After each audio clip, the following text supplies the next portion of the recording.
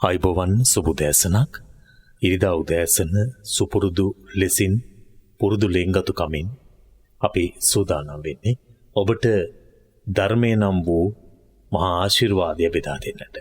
ඒ සඳහා මෙත්නෙත් පාමුල නම් වූ වැඩසටහන තුළ දෙහෝරාවක් මෙතැන් පටන් ඔබට හිමි වෙනවා.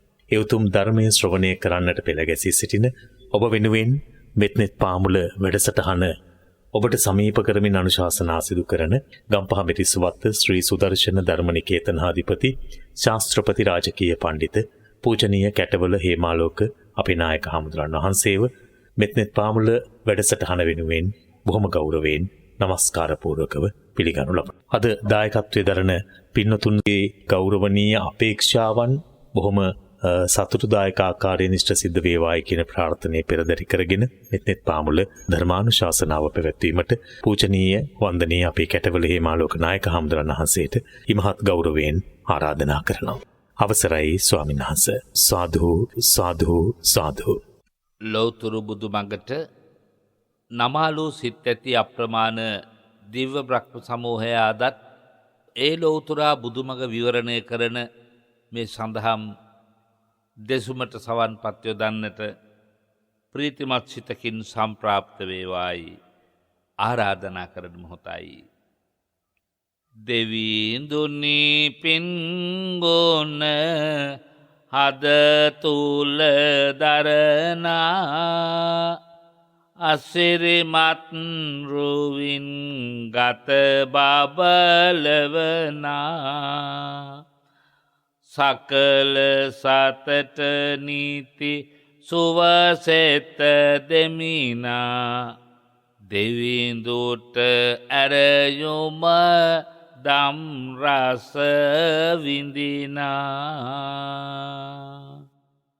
සග්ගේ කාමේච රූපේ ගිරිසිකර තටේ චාන්තලික් කේවිමානේ දීපේ රට්ටේච ගාමේ තරුවන ගානේ ගේහවත්තුම්හි කෙත්තේ බුම්මාචායන්තු දේවා ජලතල විසමේ යක්ක ගන්ධබ්බනාග තිට්ටන්තා සන්තිකේදං මුනිවර වචනං සාදවෝ මේ සුනන්තු නිකෙලෙස් හතකින් සඳහම් දෙසනා දෙතිස් පුරිස් ලකුණුම ගත දරනා සිහි කළ පමණින් සොම්නස දෙවනා මොනිදු වඳිමි මම හද බැති පෙමිනා නමෝ තස්ස භගවතු අරහතු සම්මා සම්බුද්දස්ස නමෝ තස්ස භගවතු අරහතු සම්මා සම්බුද්දස්ස නමෝ තස්ස භගවතු අරහතු සම්මා සම්බුද්දස්ස සතේ සත්තං භනාසි භෝහි රාජා යතා පුරේ ඉසාතේ භාසසේ රාජ භූමින් පවිස චේතියාති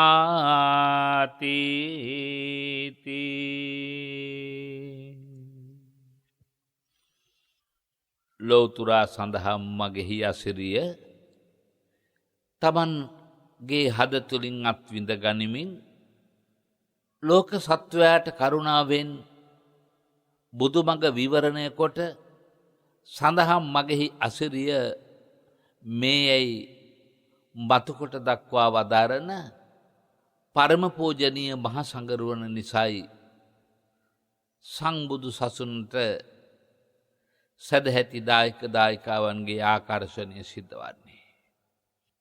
සම්බුද්ධ ශාසනයාගේ ආයුෂය රඳා පවතින්නේ සද්ධර්මය අසන්නට ලැබෙන තාක්කල්.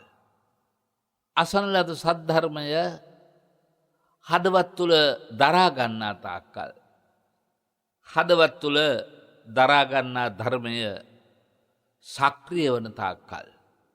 සක්‍රිය වන ධර්ම ශක්තිය ලෞකික මට්ටමින් සකීය ජීවන ගැටලු ලෙහා ගනිමින් ජීවන සුභ සාධනය ලෞකික මට්ටමෙන් ගොඩනගන තාක්කල්.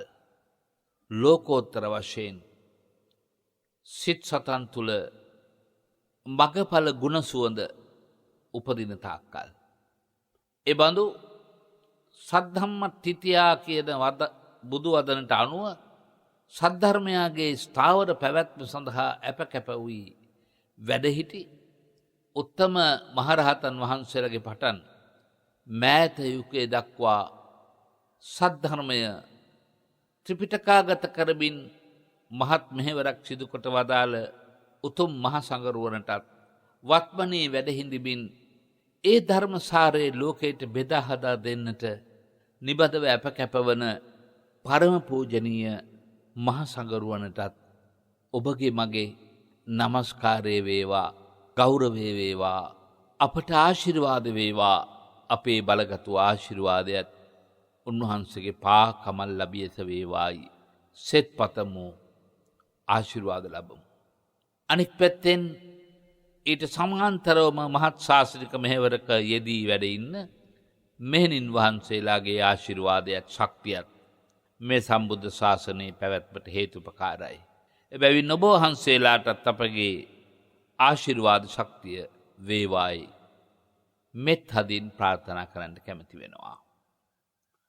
බක්මහා අසිරියෙන් සිත් පුඹුදුවි ගහකොළ තුරුලිය මෝදුවි පැවතුණු යුගයත් නිමාවට පත්වමින් වෙසගේ අසිරිමත් සුන්දර මොහොතත් අපට ළඟාවෙන බව සැලවෙමින් අද මැයි මාසයේ පළවෙනි දවස උදාපත් වී තිබේ.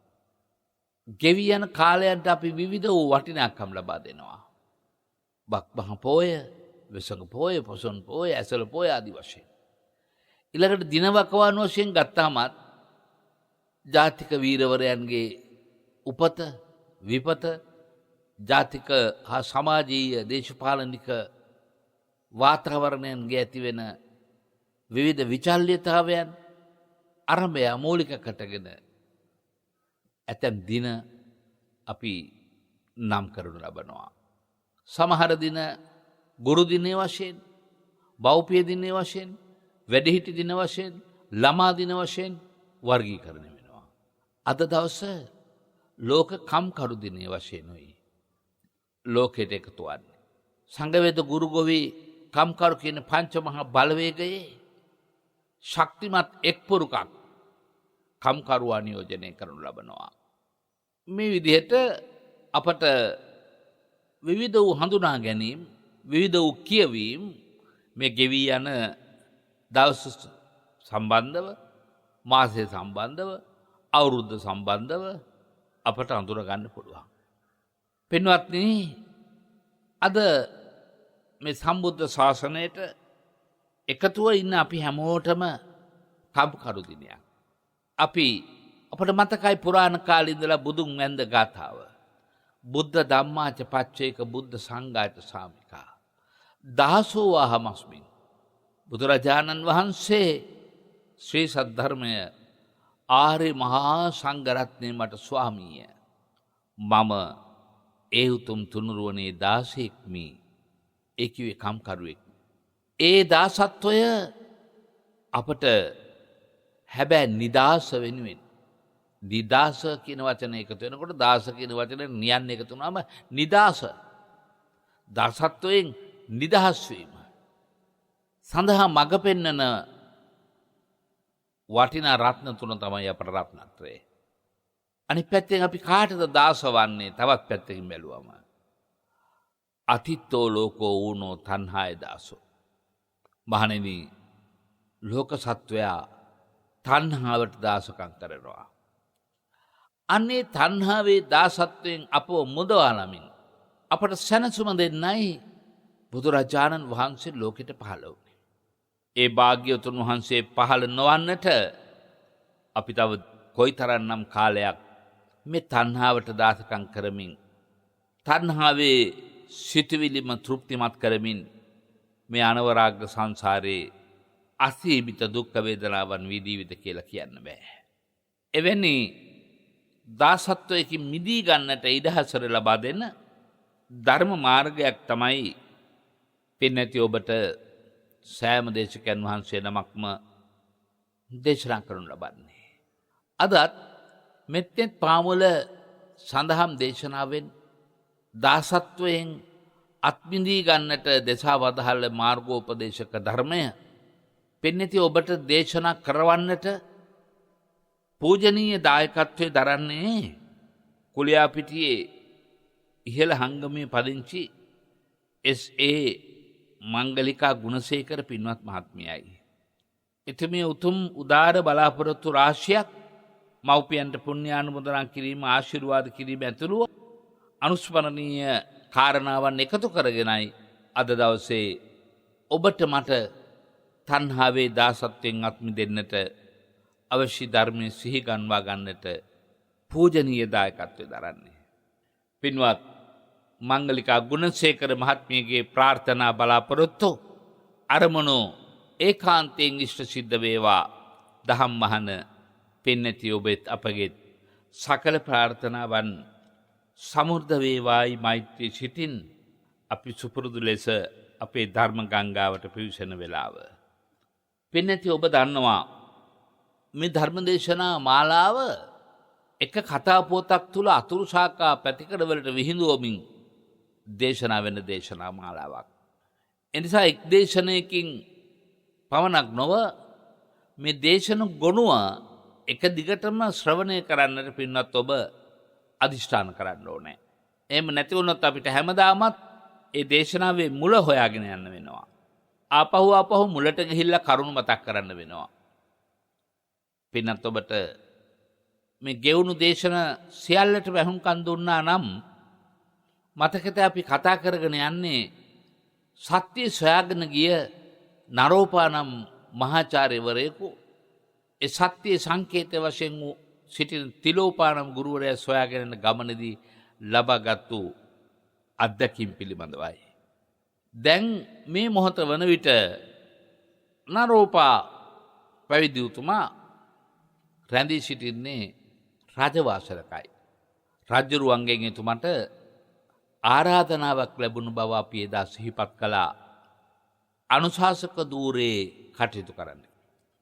අපි එතනින් බැසගත්තා කාලීන වශයෙන් වැදගත් වන රටක් වශයෙන් වැදගත් වන ලෝකයක් වශයෙන් වැදගත් වන ආයතනයක් වශයෙන් ගෙදරක් වශයෙන් ඒ අනුශාසකයෙකු සතු අංග ලක්ෂණ ටික පැහැදිලි කරන්න. ඒ සඳහා අපට පිවිසීමේදී මුණ ගැහුණා කොසල් රජුරවන්ට බුදුරජාණන් වහන්සේ ලබා දුන්නු ලස්සන වටිනා අතීත කතා පුවතක් තුලින් මතුවෙන උපදේශ රත්නයන් කීපයක්. පිටත් ඔබට මතකයි බබදත් රජුරෝ නැත්නම් බ්‍රහ්මදත්ත රජුරෝ පක්ෂීන් තුන්දෙනෙක් ඇති කළ වග වෙස්සන්තර පක්ෂියා කුණ්ඩලනී දුව නම් සැලලිහිණි පක්ෂියා ජම්බුක පුතා නම් ගිරා පක්ෂියා මේ තුන්දෙනාගෙන් අපි දැනට සාකච්ඡා කරමින් ඉන්නේ පිවිසෙමින් ඉන්නේ බකමූණා හෙවත් වෙස්සන්තර පක්ෂියා රජමිඳුලට රැස් කරවලා ලබා දුන්නු පළවෙනි උපදේශය විස්තර කරන්න. මොකද පළවෙනි උපදේශය රජතුමනි රජ කෙනෙක් පළමුව මුසාවාදයෙන් වළකින්න ඕනේ. අසත්‍යයෙන් වළකින්න ඕනේ. ඒ වගේම ක්‍රෝධයෙන් වළකින්න ඕනේ. ඒ වගේම රජතුමනි රජ කෙනෙකුට ක්‍රීඩාශීලී බවේ අන්තයට යන්න ඉඩක් නැහැ. ලොකු වගකීමක් හිසේ දරාගෙන ඉන්න කෙනෙක් රජුරු. ඒ නිසා ක්‍රීඩාශීලී ස්වභාවය දුරලන්න ඕනේ. එක පැත්තකින් බැලුවම ජනතාවගේ ජීවිතත් එක්ක සෙල්ලම් කරන එකෙන් රජුරෝ අත්මිදෙන්න ඕනේ. මෙන්න මේ කරුණු තුන මනමින් ක්‍රියාත්මක කරගෙන අසත්‍යයෙන් වෙන් වෙලා, ක්‍රෝධයෙන් වෙන් වෙලා, ක්‍රීඩාශීලී ස්වභාවයෙන් වෙන් වෙලා රාජකාරී කරන්න ඕන, රාජකෘත්‍ය කරන්න ඕන කියලා පළවෙනි අවවාදය දුන්නා. දැන් ඒ අවවාද අතර තියෙන පළවෙනි එක කෙරෙහි අපේ අවධානය නැවත යොමු කරත් හොඳයි කියලා මම හිතනවා. රජ කෙනෙකුට බොරු කියන එක තරම් පරිහානියට කරුණක්, රටක පරිහානියට කාරණාවක්, පුද්ගලයෙකුගේ පරිහානියට කාරණාවක් තවත් දැන්න පින්වත්නි. බලන්න මේ පක්ෂියා මොනතරම් වටිනා අදහසක්ද දුන්නේ කියලා. අපි ඒක ටිකක් සාකච්ඡා කරමු. දැන් පින්නති ඔබට අපට හොඳට හුරුයි වසල සූත්‍රය. යෝ බ්‍රාහ්මණං වා සමනං වා අඤ්ඤං වාපි වදිබ්බකං මුසාවාදේන වංචේති තංජඤ්ඤා වසලෝ ඉති. කෙනෙක් වසලෙක් වෙනවා කිව්ව ශ්‍රමණ බ්‍රාහ්මනාදීන්ට වංචා කරනවා. ඔබ වහන්සේලා පමණයි මගේ සරණ, ඔබ වහන්සේලා තමයි මගේ පිහිට කියලා වෙන වෙනත් සරණවල් පිහිටවල් සොයාගෙන යනවා නම් ඒකත් වංචාවක්. බොරුවට වඳිනවා නම්, පුදනවා නම් ඒකත් වංචාවක්. කතාව පවත්වන්න පටන් ගත්ත වෙලේ හිටන් 7-8 වාරයක්වත් අපේ හාමුදුරුවනේ කියා. අපේ එකම හාමුදුරන්ට ආදේශ කර කටයුතු කරනවා නම් ඒකත් බොරුවක් නේ. අනිත් පැත්තට හැරිලා උන්වහන්සේලාගේ අවවාදනුව කටයුතු කරන්නේ නැත්තම් අපේ හාමුදුරනේ කියන එක ඇති වැඩේ මොකද්ද නේද? ඉතින් එහෙම කටයුතු කරන්නේ වසලේ ආයේ වසල ධර්ම තියෙන කෙනායි කියලා වසල සූත්‍රය කියනවනේ. මේ මම කියන එකක් නෙවෙයි. වසල සූත්‍රය කියන එක. ඊළඟට කෙනෙකුගේ පිරිහීමට අයිති කරුණු දිහා බැලුවාමත් එහෙමයි. එච්චර විතරක් නෙමෙයි. මුසාව බොරුව තියනවා නේද? බුදුරජාණන් වහන්සේ වදාරන්නේ කුටාරි ජායතේ මුකේ. බොරු කියන මිනිහගේ කටේ කෙටේරියක් තියෙනවා කියලා. බොරු හරියට කෙටේරියක් වගේ. කුටාරි ජායතේ මුකේ. යාය චින්දති අත්තානං. ඒකෙන් අනිත් අයට කොටලා මරන්නේ නැහැ. තමමයි කොටා ගන්න. යාය චින්දති අත්තානං. බාලෝ දුබ්බහසිතම් බණං. දුර්භාෂිත කතා කරන, මුසාව කතා කරන මිනිහාට වෙන කරන්න බැරි අපරාධයක් නැහැ. බොරු කියන්න පුළුවන් මිනිහට කරන්න බැරි අපරාධයක් ඕනෑ තරම් සූත්‍ර දේශනා තියෙනවා. මට මතකයි අම්බලට්ටික රාහුල වද සූත්‍රය ඔබ ඕන තරම් බණ අහලා තියෙනවා. පුංචි රාහුල කුමාරයාට කියනවා බුදුරජාණන් වහන්සේ රාහුල කුමාරයා වැඩ ඉන්න තැනට ඇවිල්ලා පාදෝවණය කරලා පෙම් භාජනේ පාදෝවණය කළ භාජනේ වතුර ටික ඉතිරි වෙලා ආපස්සට හැරිලා බලලා කියනවා රාහුල අර පෙම් භාජනේ වතුර ඉතිරි වෙලා තියෙනව නේද? එහෙම ටිකක් ඉතිරි වෙලා තියෙනවා. එහෙමද? බොරු කියන්නගේ ජීවිතෙත් අන්නේ වගේ. වතුර ටික අස් කරලා මුණින් අතර හරවන්න භාජනේ. බොරු කියන මිනිහාගේ ජීවිතෙත් අන්නේ වගේ හිස්. මිනිහට කරන්න බැරි දෙයක්. ඒ නිසා ඔය තුලින් පේනවා බොරුව කියන එක කොයිතරම් භයානක කාරණයක්ද. ඒ බොරුවේ තියෙන විපාක ආදීනව ජාතක පොත් වහන්සේගෙන් පේන කතා ප්‍රවෘත්තියක් තුළින් උපුටලා ගත්තම පේනවා මොනතරම් භයානක දරුණු විපාක දෙට ධම්ම වේදනීය වශයෙන්ම ලැබුණාද කියන කාරණේ. ඒ කියන්නේ සැලලිහිනියා ප්‍රකාශ කළ මුල් අවවාදයට තවත් ජාතක කතා අටුවා ජාතක කතාවක් තමයි මේ ගෙනහැර දක්වන්නේ.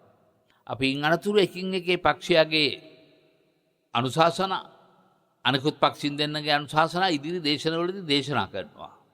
දැන් අද පළමුවෙන්ම දේශනා කරන්නේ මේ මුසාවේ ආදීනව නැත්නම් විපාක කියා දෙන්න චේතිය ජාතකය.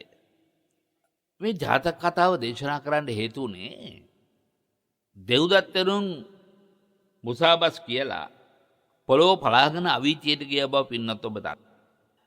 දැන් මේ ගැන ස්වාමීන් වහන්සේලා කතා කරමින් හිටියා. භාග්‍යවතුන් වහන්සේ එතන වැඩලා අහනවා අර සුපුරුදු ආකාරයට මං එන්නට පෙර ඔබ වහන්සේලා මොනවද කතා කර හිටියේ? ස්වාමීනි මේ හවල් කාරණේ ගැන කතා කරමින් හිටියේ කියලා දැන් කතා කර හිටපු කාරණේ සිහිපත් කරන බුදුහාමුදුරන්ට.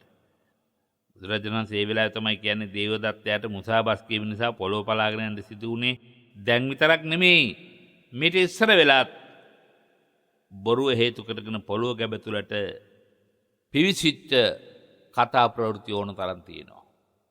අන්න ස්වාමීන් වහන්සේලා ආරාධනා කරනවා අනේ ස්වාමීනි භාග්‍යතුන් වහන්සේ ඒ කතා ප්‍රවෘත්තියක් අපට මතක් කරන්න. ඔන්න දැන් භාග්‍යතුන් වහන්සේ අතීත කතාව දේශනා කරනවා. අතීතයේ චේතිය කියලා රජ කෙනෙක් හිටියා. ඒ රජුරන්ට අපි කියමුකෝ තව නම් දෙකක් තියෙනවා. උපචාර අපචාර කියලාත් නම් දෙකක් තියෙනවා. චේතිය රටේ රජ කරපු හිද තමයි ඒ රජුරන්ට චේතිය රජුරෝ කියන්නේ. ඒ රජුරන්ගේ රාජවංශය ගැනත් මං කෙටියෙන් මතක් කරන්නම්. බුදුරජාණන් වහන්සේ විස්තර කරනවා මීට ප්‍රථම කල්පයේ මහා සම්මත කියලා රජෙක් හිටියා.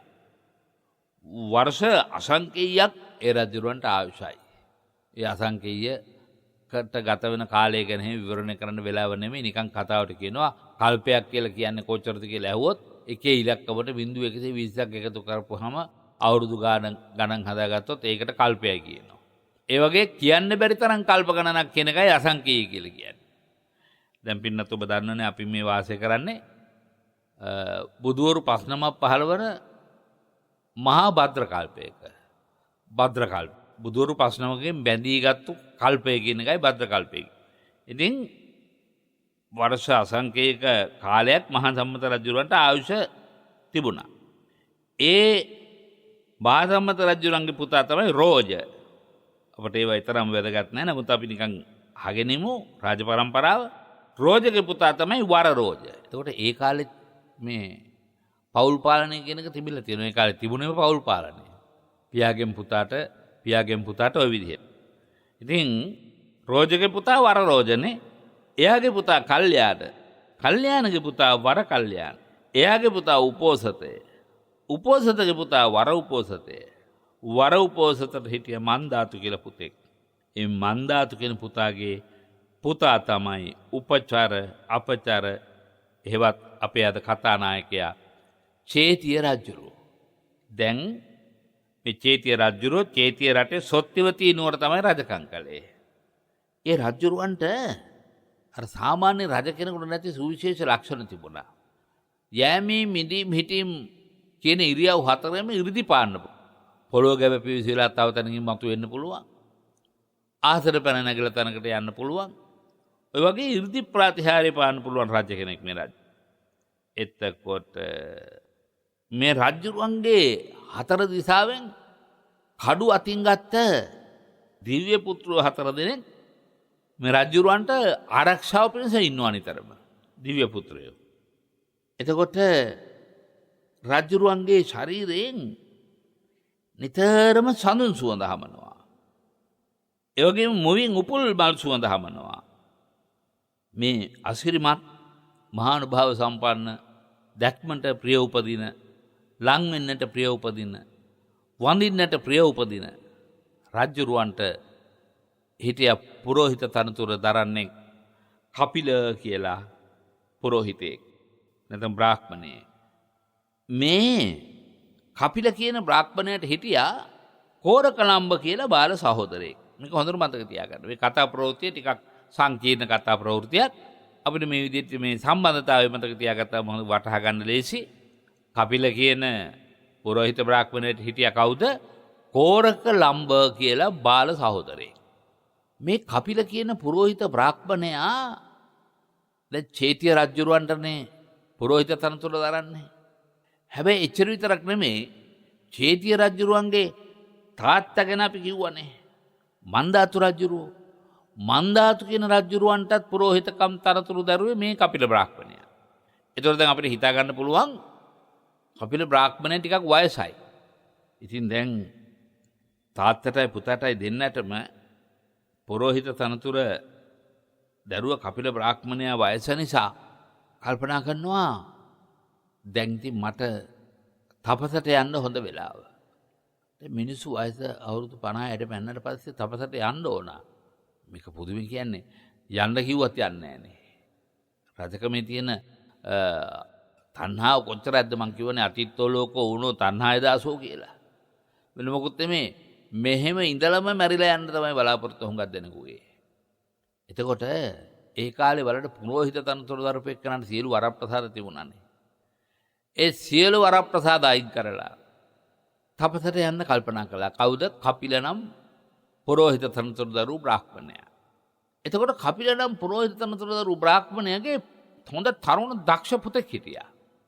අඳුනලා දුන්නා චේතිය රජුරවන්ට. රජතුමනි, මේ මගේ පුතා. මම දැන් වයස නිසා මට තවුස්දම් පුරන්න ඕන කියලා හිතුණා. ඒ නිසා මගේ පුතාට මම මගේ තනතුර බාර දෙන්න කැමතියි කියලා රජුර ලව්වා තනතුර බාර දෙවි. හැබැයි ඔය අතරත තව ප්‍රශ්නයක් තියෙනවා, හොඳට මතක තියාගන්න. දැන් කපිල බ්‍රාහ්මණයාගේ බාල සහෝදරයා කවුද? කෝරකලම්බ කිව්වනේ. කෝරකලම්බ කියන බාල සහෝදරයා චේතිය රජ්ජුරුවොත් එක්ක තමයි, නැත්නම් උපචාර අපචාර කියලා නම් දෙකකුත් තියෙනවා කියවනේ. එයත් එක්ක තමයි එකම ශිල්ප ශාලාව ඉගෙන ගත්තේ. දැන් ඉගෙන ගන්න කාලේ කියනවා ඒ චේතිය කුමාරයා කෝරකලම්බට කියනවා මම ශිල්පී ඉගෙනගෙන ඉවරලා ඊළඟට මම තමයි රජකමටපත් වෙන්නේ.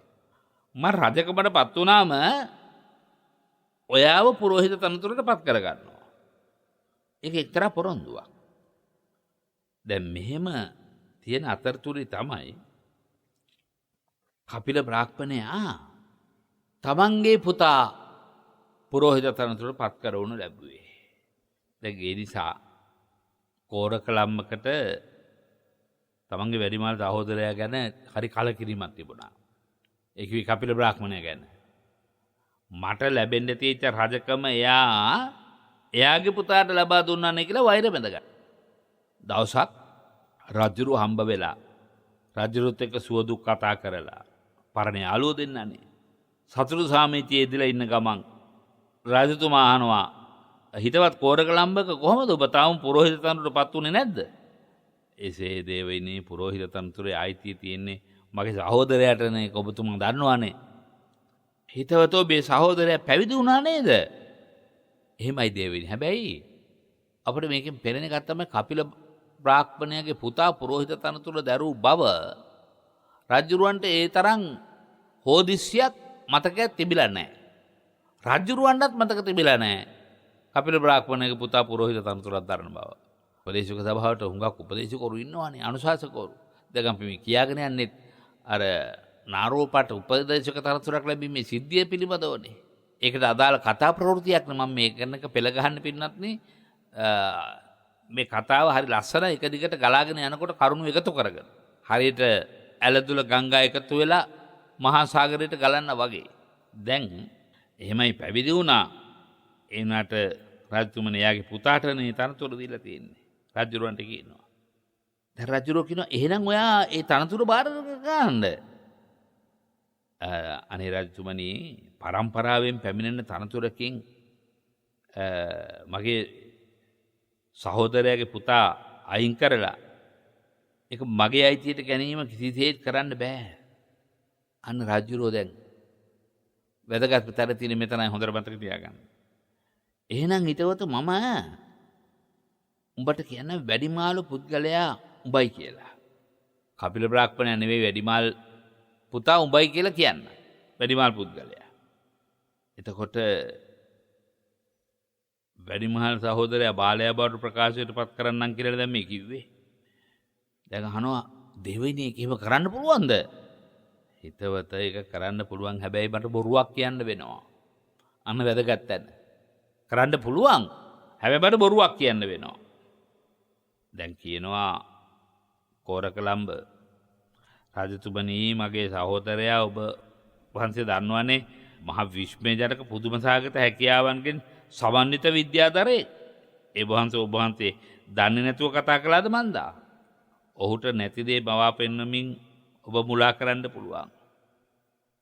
යටත් පිරිසෙන් කියනවා රජතුමනි දැන් ඔබට ආරක්ෂාවට ඉන්නවනේ හතර පැත්තෙන් දේවපුත්‍ර 4 දෙනෙක්. ඒ 4 දෙනා වුණත් අතුරුදහන් කරන්න පුළුවන්. ඒ මගේ වැඩිමල් සහෝදරයා ඒ තරම් දක්ෂ තවුස්දම් රකින්න විද්‍යාදරේ. ඒ වගේම ඒගොල්ලෝ අතුරුදහන් වුණා වගේ ඔබ වහන්සේට පෙන්වන්නත් පුළුවන්. ඒ වගේම ඔබ වහන්සේගේ කයින් මුවින් හමන මේ පින්වන්ත වූ ආග්‍රහණය කරන්නට ප්‍රිය වූ සුවඳ තියෙනවනේ, සුවඳත් අතුරුදහන් කරන්න පුළුවන්. එච්චර විතරක් නෙමේ. ඔබට අහසින් යන්න පුළුවන් ඉර්ධියක් තියෙනවානේ. ඔබ හරියට කවුරු හරි අතින් ඇදලා බිම දානවා වගේ ඔබ බිමට පාත් කරන්න පුළුවන්. ඔබේ ඉර්ධිය නැති කරන්න පුළුවන්. ඒ තරම් නෙමෙයි ඔබතුමාට පොළවට පිවිසලා තව තැනකින් මතුවෙන්න පුළුවන්නේ. ඒකත් නැති කරන්න පුළුවන්. එතකොට ඔබතුමා කියන බොරුවේ ස්ථිරව පිහිටා ඉන්න බැරි වෙලා පිටිස මැද්දේ ලැජ්ජා වෙන්න වෙයි. රජුරෝ කියනවා රජුරවන්න මෙච්චර ගණන් ගන්න බැරි වුණා. හිතවත ඔබ මට ඒ විදිහේ අනතුරු ඇඟවීම් කරන්න එපා. මම ඒක කරලා පෙන්නන්නම්කෝ. එහෙමද? රජතුමනි කවද්ද ඔබ හන්දේ ඒක කරන්නේ? මම අදින් 7 වෙනි දවසේ තමයි මේක කරන්නේ. එහෙමද? දැන් සතියක් ඇතුළත මේ සිද්ධිය මුළු නගරේ පුරාම පැතිරුණා. නගරේට මේක අපූර්ව අලුත් අත්දැකීමක්. මොකද හේතුව? රටේ කිසි කෙනෙක් බොරුව කියන්නේ මොකද්ද කියලාවත් දන්නේ නැහැ මේ වෙනකොට. දැන් රටේ පැතිරුණ අපේ රජතුමා මුසාවාද කියලා වැඩිමහල්ලෙක් ලාබාලයක් කරනවා. ලාබාලය වැඩිමහල්ලෙක් කරනවා. එහෙම කරලා පුරෝහිත තනතුර බාලයට ලැබෙන්න සලස්වනවා කියලා රටේ මේ ආරංචිය පැතිරිලා ගියා. දැන් රටේ මිනිස්සු කල්පනා කරනවා මොකද්ද මුසාවාදය කියන්නේ? දැන් බලන්න අර කුරු ධර්ම ජාතක වගේ. මුසාවාදය කියන්නේ මොකද්ද කියලාවත් දන්නේ නැති රටක්. ශාස්ත්‍රීය රටක්. එවැනි ශාස්ත්‍රීය රටක පහළ රජුරවන්න තමයි අර කියපු වටිනා කියන 이르දි ප්‍රාතිහාර්යයන් සහිත මුයින් මහනෙල් මල් සුවඳ ගතින් සඳුන් සුවඳ විහිදෙන මහා වටිනා බලයක් තිබුණේ. දැන් රටේ ජනතාව මුසාවාදය කියන්නේ මොකද්ද? කේබඳු දෙයක්ද? මුසාවාදේ නම් නිල් පැහැති කහ පැහැති දෙයක්ද කියලා? එහෙම නැත්නම් වෙනත් කේබඳු පැහැයක් ඇති දෙයක්ද කියලා? හරි විමතිය සැකයක් ඇති වුණා ජනතාවට. දැන් කවදාවත් බොරුව කියන්නේ මොකද්ද කියලා අහලවත් දැකලවත් නැති නිසා ඉතින් බොරුවේ විපාකේ කොහොමවත් දන්නේ නැහනේ. ඒ නිසා පුරෝහිත පුත්‍රයා ඉන්නවනේ දැන්. ඒ කියන්නේ කපිල බ්‍රාහ්මණයානේ දැන් පුරෝහිත තන්ත්‍රයට පුතාපත් කළේ පුතා ඉන්නවනේ. පුතත් හැබැයි තාත්තා වගේ ඊටාම සත්‍යවාදී සුවිශේෂ දක්ෂතා ඇති කෙනෙක්. පුරෝහිත පුත්‍රයා මේ කතාව අහලා කපිල තාපසයා හමු වෙන්න ගියා. බලන්න හරි ලස්සන කතාවක්. ගිහලා කියනවා පියාණෙනි රජතුමා බොරු කියලා මුසාවාද කියලා ඔබ බාලයා බවට පත් කරලා ඔබතුමාගේ මට හිමි වෙච්ච පරම්පරාගත පුරෝහිත තනතුර මගේ සුළු පියාට දෙන්නයි සූදානම්. ඒ කිව්වේ පුරෝහිත බමුණගේ බාල සහෝදරයාට. දැන් කපිල බ්‍රාහ්මණයා කියනවා කපිල තවුස කියන පුතාට පුතේ බොරු කියලා අපේ තනතුරට වෙන කෙනෙක් පත් කරන්නට රජුරවන්ට හැකියාව ලැබෙන්න. ඒක ඇත්තට ලේසි වැඩක් නෙමෙයි. කවද්ද පුතේ කරන්න හදනවා කියන්නේ? තාත්තේ අදින් 7 වෙනි දවසේ හෙළුව එක කරන්නේ. එහෙනම් පුතා මට ඊට පෙර දවසේ හැන්දෑවේ ආපහු දැනුවත් කරන්නකො මාව. තාත්තා පුතාට දැන් උන පිහිට වෙන්න හදන වෙලාව. තාපසතුමා નિયમિત දවසේ નિયમિત තැනට ආව. රජුරුවෝ දැන් ආසින් ආවා. ජනතාවත් මුසාවාදේ මොකද්ද කියලා බලන්න රජ මිදුලට රැස් වුණා. හරියට ගෝල්ෆ් ෆේස් එකට මිනිස්සු රැස් වෙලා ඉන්නවා වගේ. රජ මිදුලට දහස් ගණන් දසදහස් ගණන් ජනතාව රැස් වෙලා. මොකක් බලන්නද? මුසාවාද කියලා ජය ගන්න හැටි බලන්න. දැන් අර තරුණ පුරෝහිත කුමාරයා තාත්තට දැන් මේකට දැනුවත් කරලා තියෙන්නේ. දැන් මං කිව්වා වගේ තාපසතුමත් අහසින්ම එතෙන්ට ආවා. රජුරුවොත් ආවා. තාපසතුමා රජුරුව ඉදිරියේ අහසෙම පත්කඩයක් එලාගෙන ආකාශෙම ඒ ඉර්ධි බලෙන් වාඩි වුණා. ඊට පස්සේ තවුසා රජුරුව අමතා කියනවා මහරජතුමනි ඔබ මේ මොකද සූදානම් මුසාවාද කියලා ලාබාලයක වැඩිමහල්ලෙක් කරලා එයාට පුරෝහිත තන්ත්‍ර ප්‍රදානය කරන්නද? මේ කුමක්ද ඔබතුමා ප්‍රකාශ කරන්න හදන්නේ? සත්‍යයක්ද? ඔබ වහන්සේ මේක කියන්නේ කැමැත්තෙන්මද? දැන් රජුරුව කියනවා රජුරන්ගේ පරණ උපදේශක තනතුර දරාපු එක්කන කපිල බ්‍රාහ්මණය කොහොමත් ආචාර්යනි එහෙමයි. මම එහෙම ප්‍රකාශයක් පත් කරන්න තමයි සූදානම් කියලා උත්තර දෙනවා. තාපසයා රජුරන්ට අවවාද කරනවා පින්වත්නි. එතන ඉඳලා තමයි මුසාවාදයේ ආදීනව ගැන අපට හුඟක් දේවල් ඉගෙන ගන්න පුළුවන්. දැන් මේ කතා ප්‍රවෘත්තිය දේශනා කරන්නේ දෙව්දත්තර අපාගත වෙච්ච හැටිනේ බොරු කියලා. දැන් ඔන්න මේ චේතිය රජුරු අපායට යන්නයි හදන්නේ. අවවාද කරන මුසාවාදය කියන එක බොහොම බැරෑරුම් එකක් රජතුමනි. ඔබේ ගුණයත් නසල සතර අපායේ උපතත් ලබා දෙන එකක්. මා පින්නති ඔබට ආරම්භයේදී සිහිපත් කළා. සියලු ගුණ හාරා දෙමු අමනුෂ්‍යෙක් හැදෙනවා. මුසාවාද කියන්න පුළුවන් කෙනෙකුට.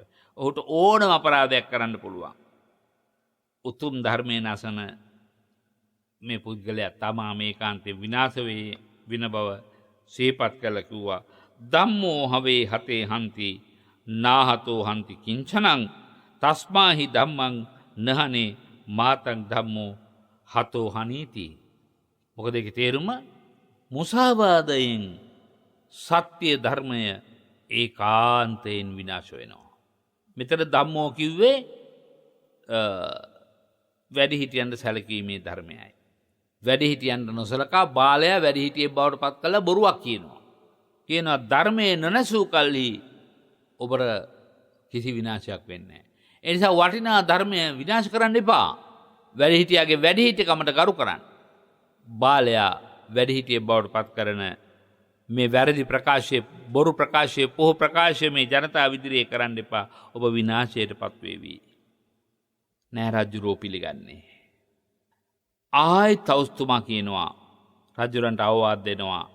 මහරජතුමනි ඔබ මුසාබස් කියනවා නම් ඔබට දැන් තියෙන චතුර්විධ 이르දීන් අතුරුදහන් වෙනවමයි. ඔබ වහන්සේගේ මම නැවතත් අහනවා මේ ප්‍රශ්නය. හැබැයි වැඩිමලා කවුද කියලා. ඔබ වහන්සේ දැන දැනම වැරදි පිළිතුරු සපයනවා නම් බොරු කියන ඔහු වෙතින් මතක තියාගන්න හතර පැත්තෙන් රැකවල්ලා සිටින දෙවියොත් ඉවත් වෙනවා. ඇත්තනේ කෝරකලම්බ රජුරන්ට කියාපු ටික නේද? කපිල බ්‍රාහ්මණයට තියෙන 이르දි ගැන. ඒ වගේම ඔබේ මුවිනොත් කුණු ගඳ වහනේ වෙනවා. ඔබ දැන් අහසේ ඉන්නවා. ඔබ බිමට වැටෙනවා. ඔබේ 이르දි ඔක්කොම අතුරුදහන් වෙනවා. ඒ නිසා එපා බොරු කියන්න. එපා බොරු කියන්න. දැන් රජුරෝ මුලින් බොරුවක් කිව්වනේ ජනතාවට. මේ ඉන්නේ වැඩිමලා මේ ඉන්නේ බාලයා කියලා. ඒ නිසා අවවාදයක් නෙමෙයි කරන්නේ. තවුසක මේ කතාව අහලා බයටපත් වෙච්ච රජුරෝ ඔන්න දැන් ආපහු කෝරකලම්බක දිහා බලනවා. කෝරකලම්බ කියනවා මහරජතුමනි බය වෙන්න එපා. මම මගේ අයියන්ගේ තරම ඔබ වහන්සේට කල්ැතුවම කීවා නේද? ඔහොම ඉන්නකෝ ඔබ වහන්සේ බය නැතුව. කියලා කෝරකලම්බට රජුරෝගේ හිත ටිකක් හැදුවා. දැන් රජුරෝ කපිල ඍෂියාගේ වචනේ අහලා වෙනස්ුනේ නැහැ. බොරුවක් හැටියටම දැන් පවත්වාගෙන යන්නයි දැන් මේ උත්සාහ කරන්නේ. තමා දරණ අදහසම පෙරටු කරමින් ස්වාමීනි ඔබ කනිටු සොයුරායි ඔබ බාල සහෝදරයයි. දැන් මේ මහා ජනකාය මැද්දේ මේ කියන්නේ. ජේෂ්ඨයා තමයි වැඩිමලා තමයි කෝරකලම්බ. ආයෙත් කියනවා. රාජ්‍යරුව මේ බොරුව කියනවත් එක්කම පින්වත්නි ද්‍රව්‍ය පුත්‍රවරු 4 දෙනා කල්පනා කරනවා මේ බඳු මුසාවාදීකු ආරක්ෂා නොකරන්නෙමු. මේ වගේ බොරු කියන මිනිහෙකුට ආරක්ෂාව සලසන්න ඕන නැහැ.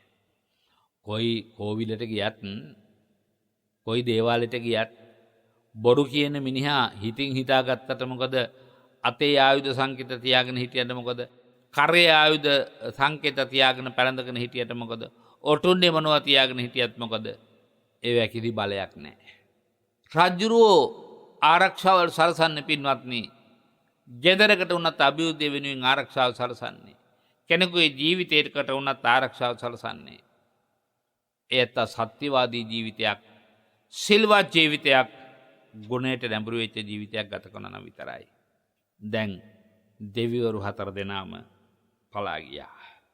අතේ තිබිච්ච කඩු ඔක්කොම රජුරන්ගේ පාමුල හෙලලා අතුරුදහන් වුණේ අර දේවතාවෝ. රජුරන්ගේ මූණ හරියට නිකන් බිරිච්ච කිකිලි බිත්තරයක් වගේ වුණා. ඒ වගේම හරියට වැසිකිලි වලක් විවර කළාක් වගේ රජුරෝ කෙරෙන් පලාතෙම දුක හමන්න පටන් ගත්තා. රජුරෝ ආසින් බිමට පාත් වුණා බලන්න. දැන් බැහැලා පොළොව මත හිටගත්තා. දැන් සියලු මිරිදි අතුරුදහන් රජුරුවන්ගේ. මොකක් නිසාද? බොරු කීමේ විපාක නිසා. මේ ලෞකික වශයෙන් අස්පන අපිට ලැබෙන ප්‍රතිඵල. දැන් බොරු කියලා යම්තා කාලයකට පාලකයට පාලන බලේ ඉන්න පුළුවන්. තනතුරේ ඉන්න පුළුවන්. හැබැයි කවදා හරි දවසක හොරකමේ බොරුවේ යථාර්ථය එළියට වැටිච්ච දවසට පුටුවෙන් බැහැලා ගෙදර යන්න වෙනවා.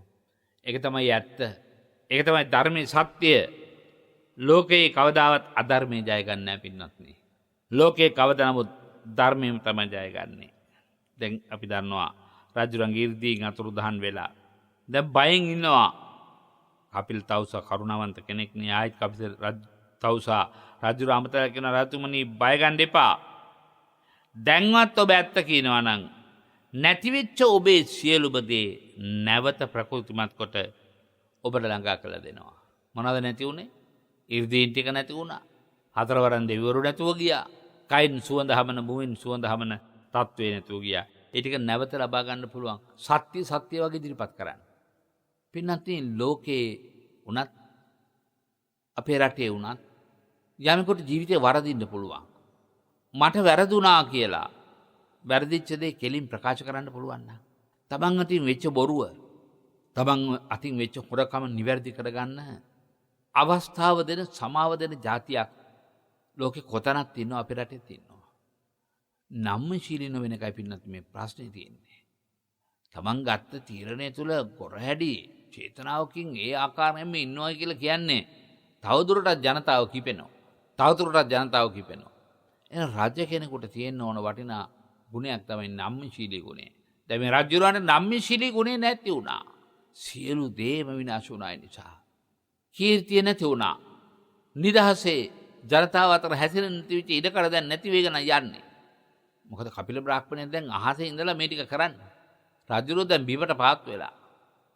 අර අහස් මාලිගා තනාගෙන හිටපු එතුමට ඒ සියල්ලම දැන් අහිමි වුණා. අපට ඕනෑ තරම් අත්දැකීම් තියෙනවනේ පින්නත් මේ වගේ සිද්ධි වර්තමාන කාලෙත් වෙනවද කියලා. මේක ජාතක කතාවක් විතරක්ම නෙවෙයිනේ. වර්තමාන කාලෙත් මේවා මේ ස්වරූපයටම සිද්ධ නොවුනත් මීට ආසන්න ස්වරූපයකින් සිද්ධ වෙන බව පේනවා.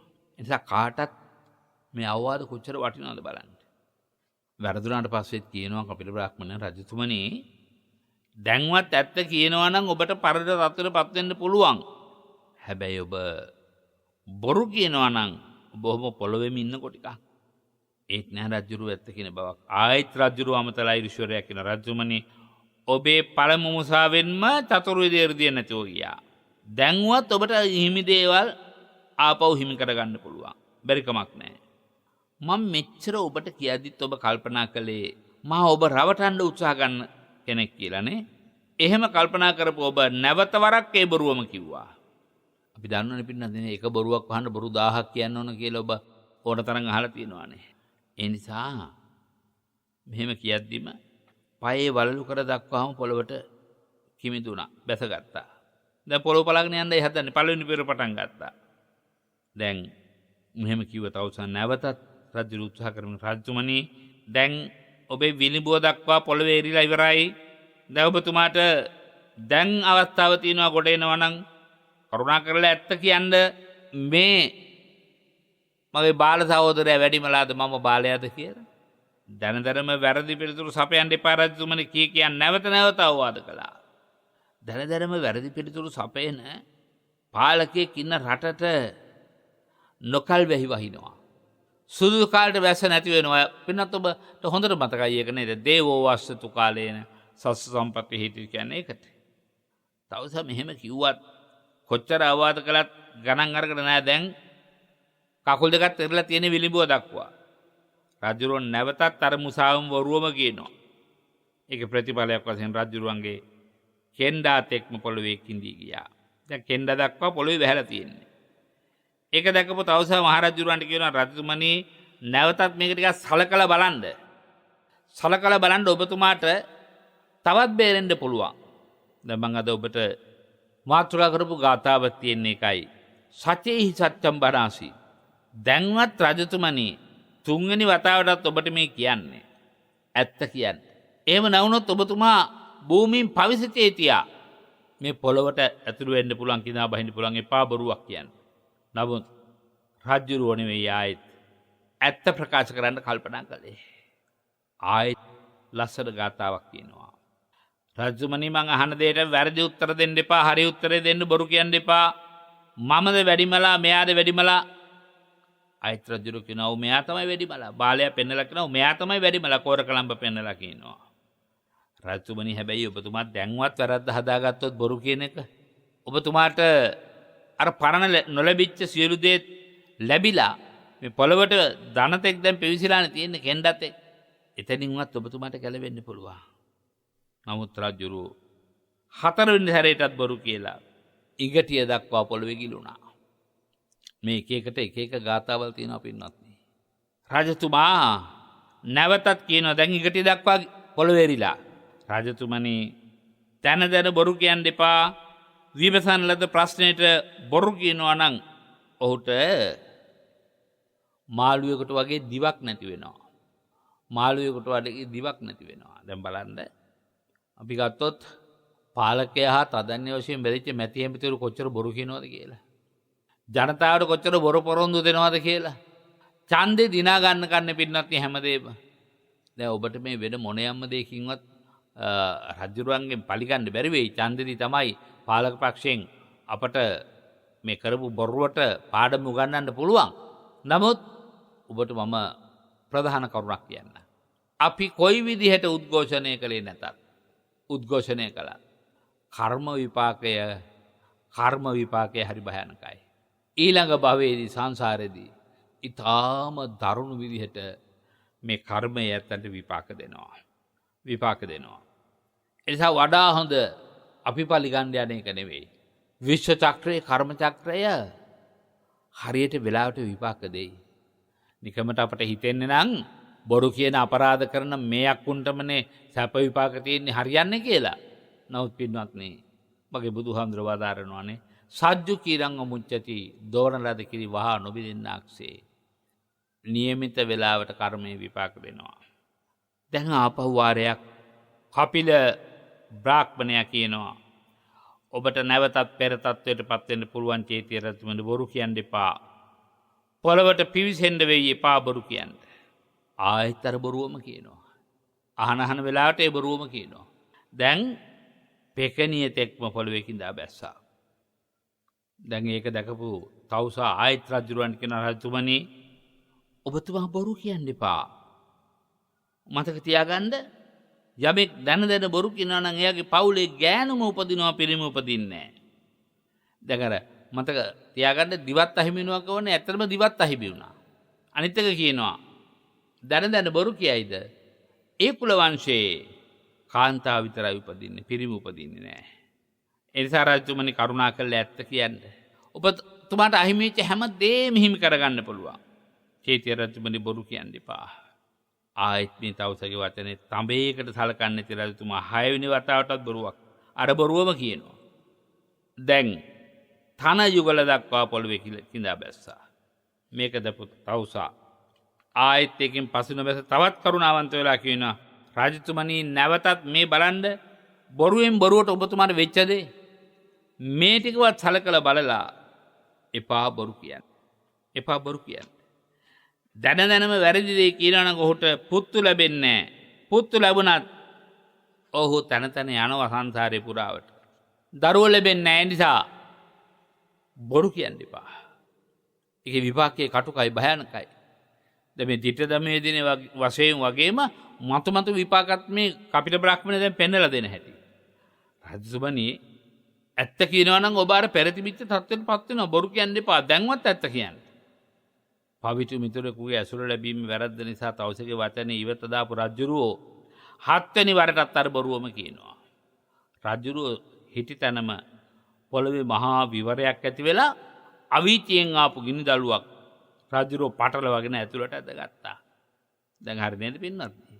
ඒ අවස්ථාව නිමිති කරගෙන බුදුරදුන් වදාළ ගාථා දෙකක් තියෙනවා. පෙර මේ රජතුමා ඉරිසිවරයෙකු නිසා රජ බවට පැමිණිලා ආකාශතාරීව මහා ඉද්ධි ප්‍රාතිහාර්ය පාලන හීන තත්ත්වයට පත් වෙලා තමාගේ දුර්වලකම නිසා පොළවට පිවිසුණා කියලා අර මහා සංඝරත්නයට පැහැදිලි කරනවා. පින්වත්නි මෙන්න මේ විදිහට පොළොව පලාගෙන ගිහිල්ලා චේතිය රජුරෝ අවීචියේ ඉපදුනා. දැන් මේ ඉරිසිවරයට බොරු කියලා මුසාබස් කියලා අවීචයට වැටිච්ච බව අප්‍රමාණ මහජනතාවට දකින්න ලැබුණ මහ ජනකායක් මැද්දෙන් මේක සිද්ධ වුණේ. රහස සිද්ධ වෙච්ච එකක් නෙමේ. මේ කාලේ තියෙන යහපත්කම නිසා මිසක් පින්වත්නි මේ කාලෙත් මෙහෙම සිද්ධ වෙනවා නම් ජනතාව යමන් තේරුම් ගන්නවා. බොහෝ දෙනෙක් ධර්මයට හැරෙන්න පුළුවන්. දැන් චේතිය රජතුමාට පුත්තු 5 දෙනෙක් හිටියා පින්වත්නි. ඒ පුත්තු 5 දෙනාත් මේක බලාගෙන හිටියේ. මේ වෙලාවේ පුත්තු 5 දෙනා තවුසනකට ඇවිල්ලා තවුසක දෙපා ළඟ වැටලා කියනවා අනේ ස්වාමීනි අපිට පිහිට වෙන්න ඔබ වහන්සේ. තවුසා කියනවා දරුවනේ ඔබගේ පියා ධර්මයේ නැසලා බොරු කියලා ඉරිසිවරයෙකුට දොස් කියලා අවීචියට ගියා. ඔහු ධර්මයේ නැසුව කෙනෙක්. එබැවින් තොපට මෙහි විසීමට සුදුසු නෑ කියලා ඒ කුමාරවරුන් හැමතෙම වඩා වැඩිමල් කුමාරයා ළඟට කැඳවලා කියනවා. දරුව දැන් පස් දෙනාට කෝ ඔබට ඉන්න බෑ පුතේ. තාත්තා මැරිච්ච මේ රටේ ඉන්න බෑ. ඔගොල්ලෝ මේ රටෙන් පුළුවන් තරම් ඈතට යන්න. උපදෙස් දෙන වැඩිමල් කුමාරයාට පුතේ ඔයා නැගෙනහිර වාසල් දොරටුවෙන් නික්මිලා කෙලින්ම ගමන් කරලා අවට විමසා බලන්න. එඹ බලනකොට ඔබට කොතැනකදී හෝ මුළුමනින් සුදු පැහැති ස්ථාන 7ක් පොළව ස්පර්ශ කරන උතුම් ඇත්රාජයේ දකින්න ලැබේ. හරි ලස්සනයි පින්නත් නේ. උතුම් ඇත්රාජයේ දකින්න ලැබේ. ඒ සංඥාවෙන් ඔබ එහි නගරය සකසා කරන වාසය කරන්න. ඒකට හස්තිපුරය කියලා නමක් දාගන්න. දෙවනුව දෙවෙනි කුමාරයා මතලා කියනවා ඉරිසිවරයා දරුව පුතේ ඔයාටත් මේ නගරේ ඉන්න බෑ. ඔයා දකුණු වාසල් දොරින් නික්මිලා ඍජුව ගමන් කරන්න. ගිහිල්ලා ඔබට මුළුමනින්ම සුදු අශ්වරත්නයක් දකින්න ලැබෙනවා ඇති. ඒ සුබ ලකුණින් ඔබ එහි නුවරක් ඉදි කරගෙන වාසය කරන්න.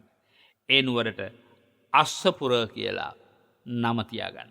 තුන්වෙනි කුමාරයාට කතා කරලා කියනවා දරුවන් ඔබ බටහිර වාසල් දොරටුවේ ගෙඩියට ගිහිල්ලා. ඔම යනකොට ඔබට කේශර සිංහයෙක් දකින්න ලැබෙනවා. ඒ සලකුණින් නුවරක් ඉදි කරලා වාසය කරන්න. ඒ නුවරට සිංහපුරය කියලා නම් තියන්න.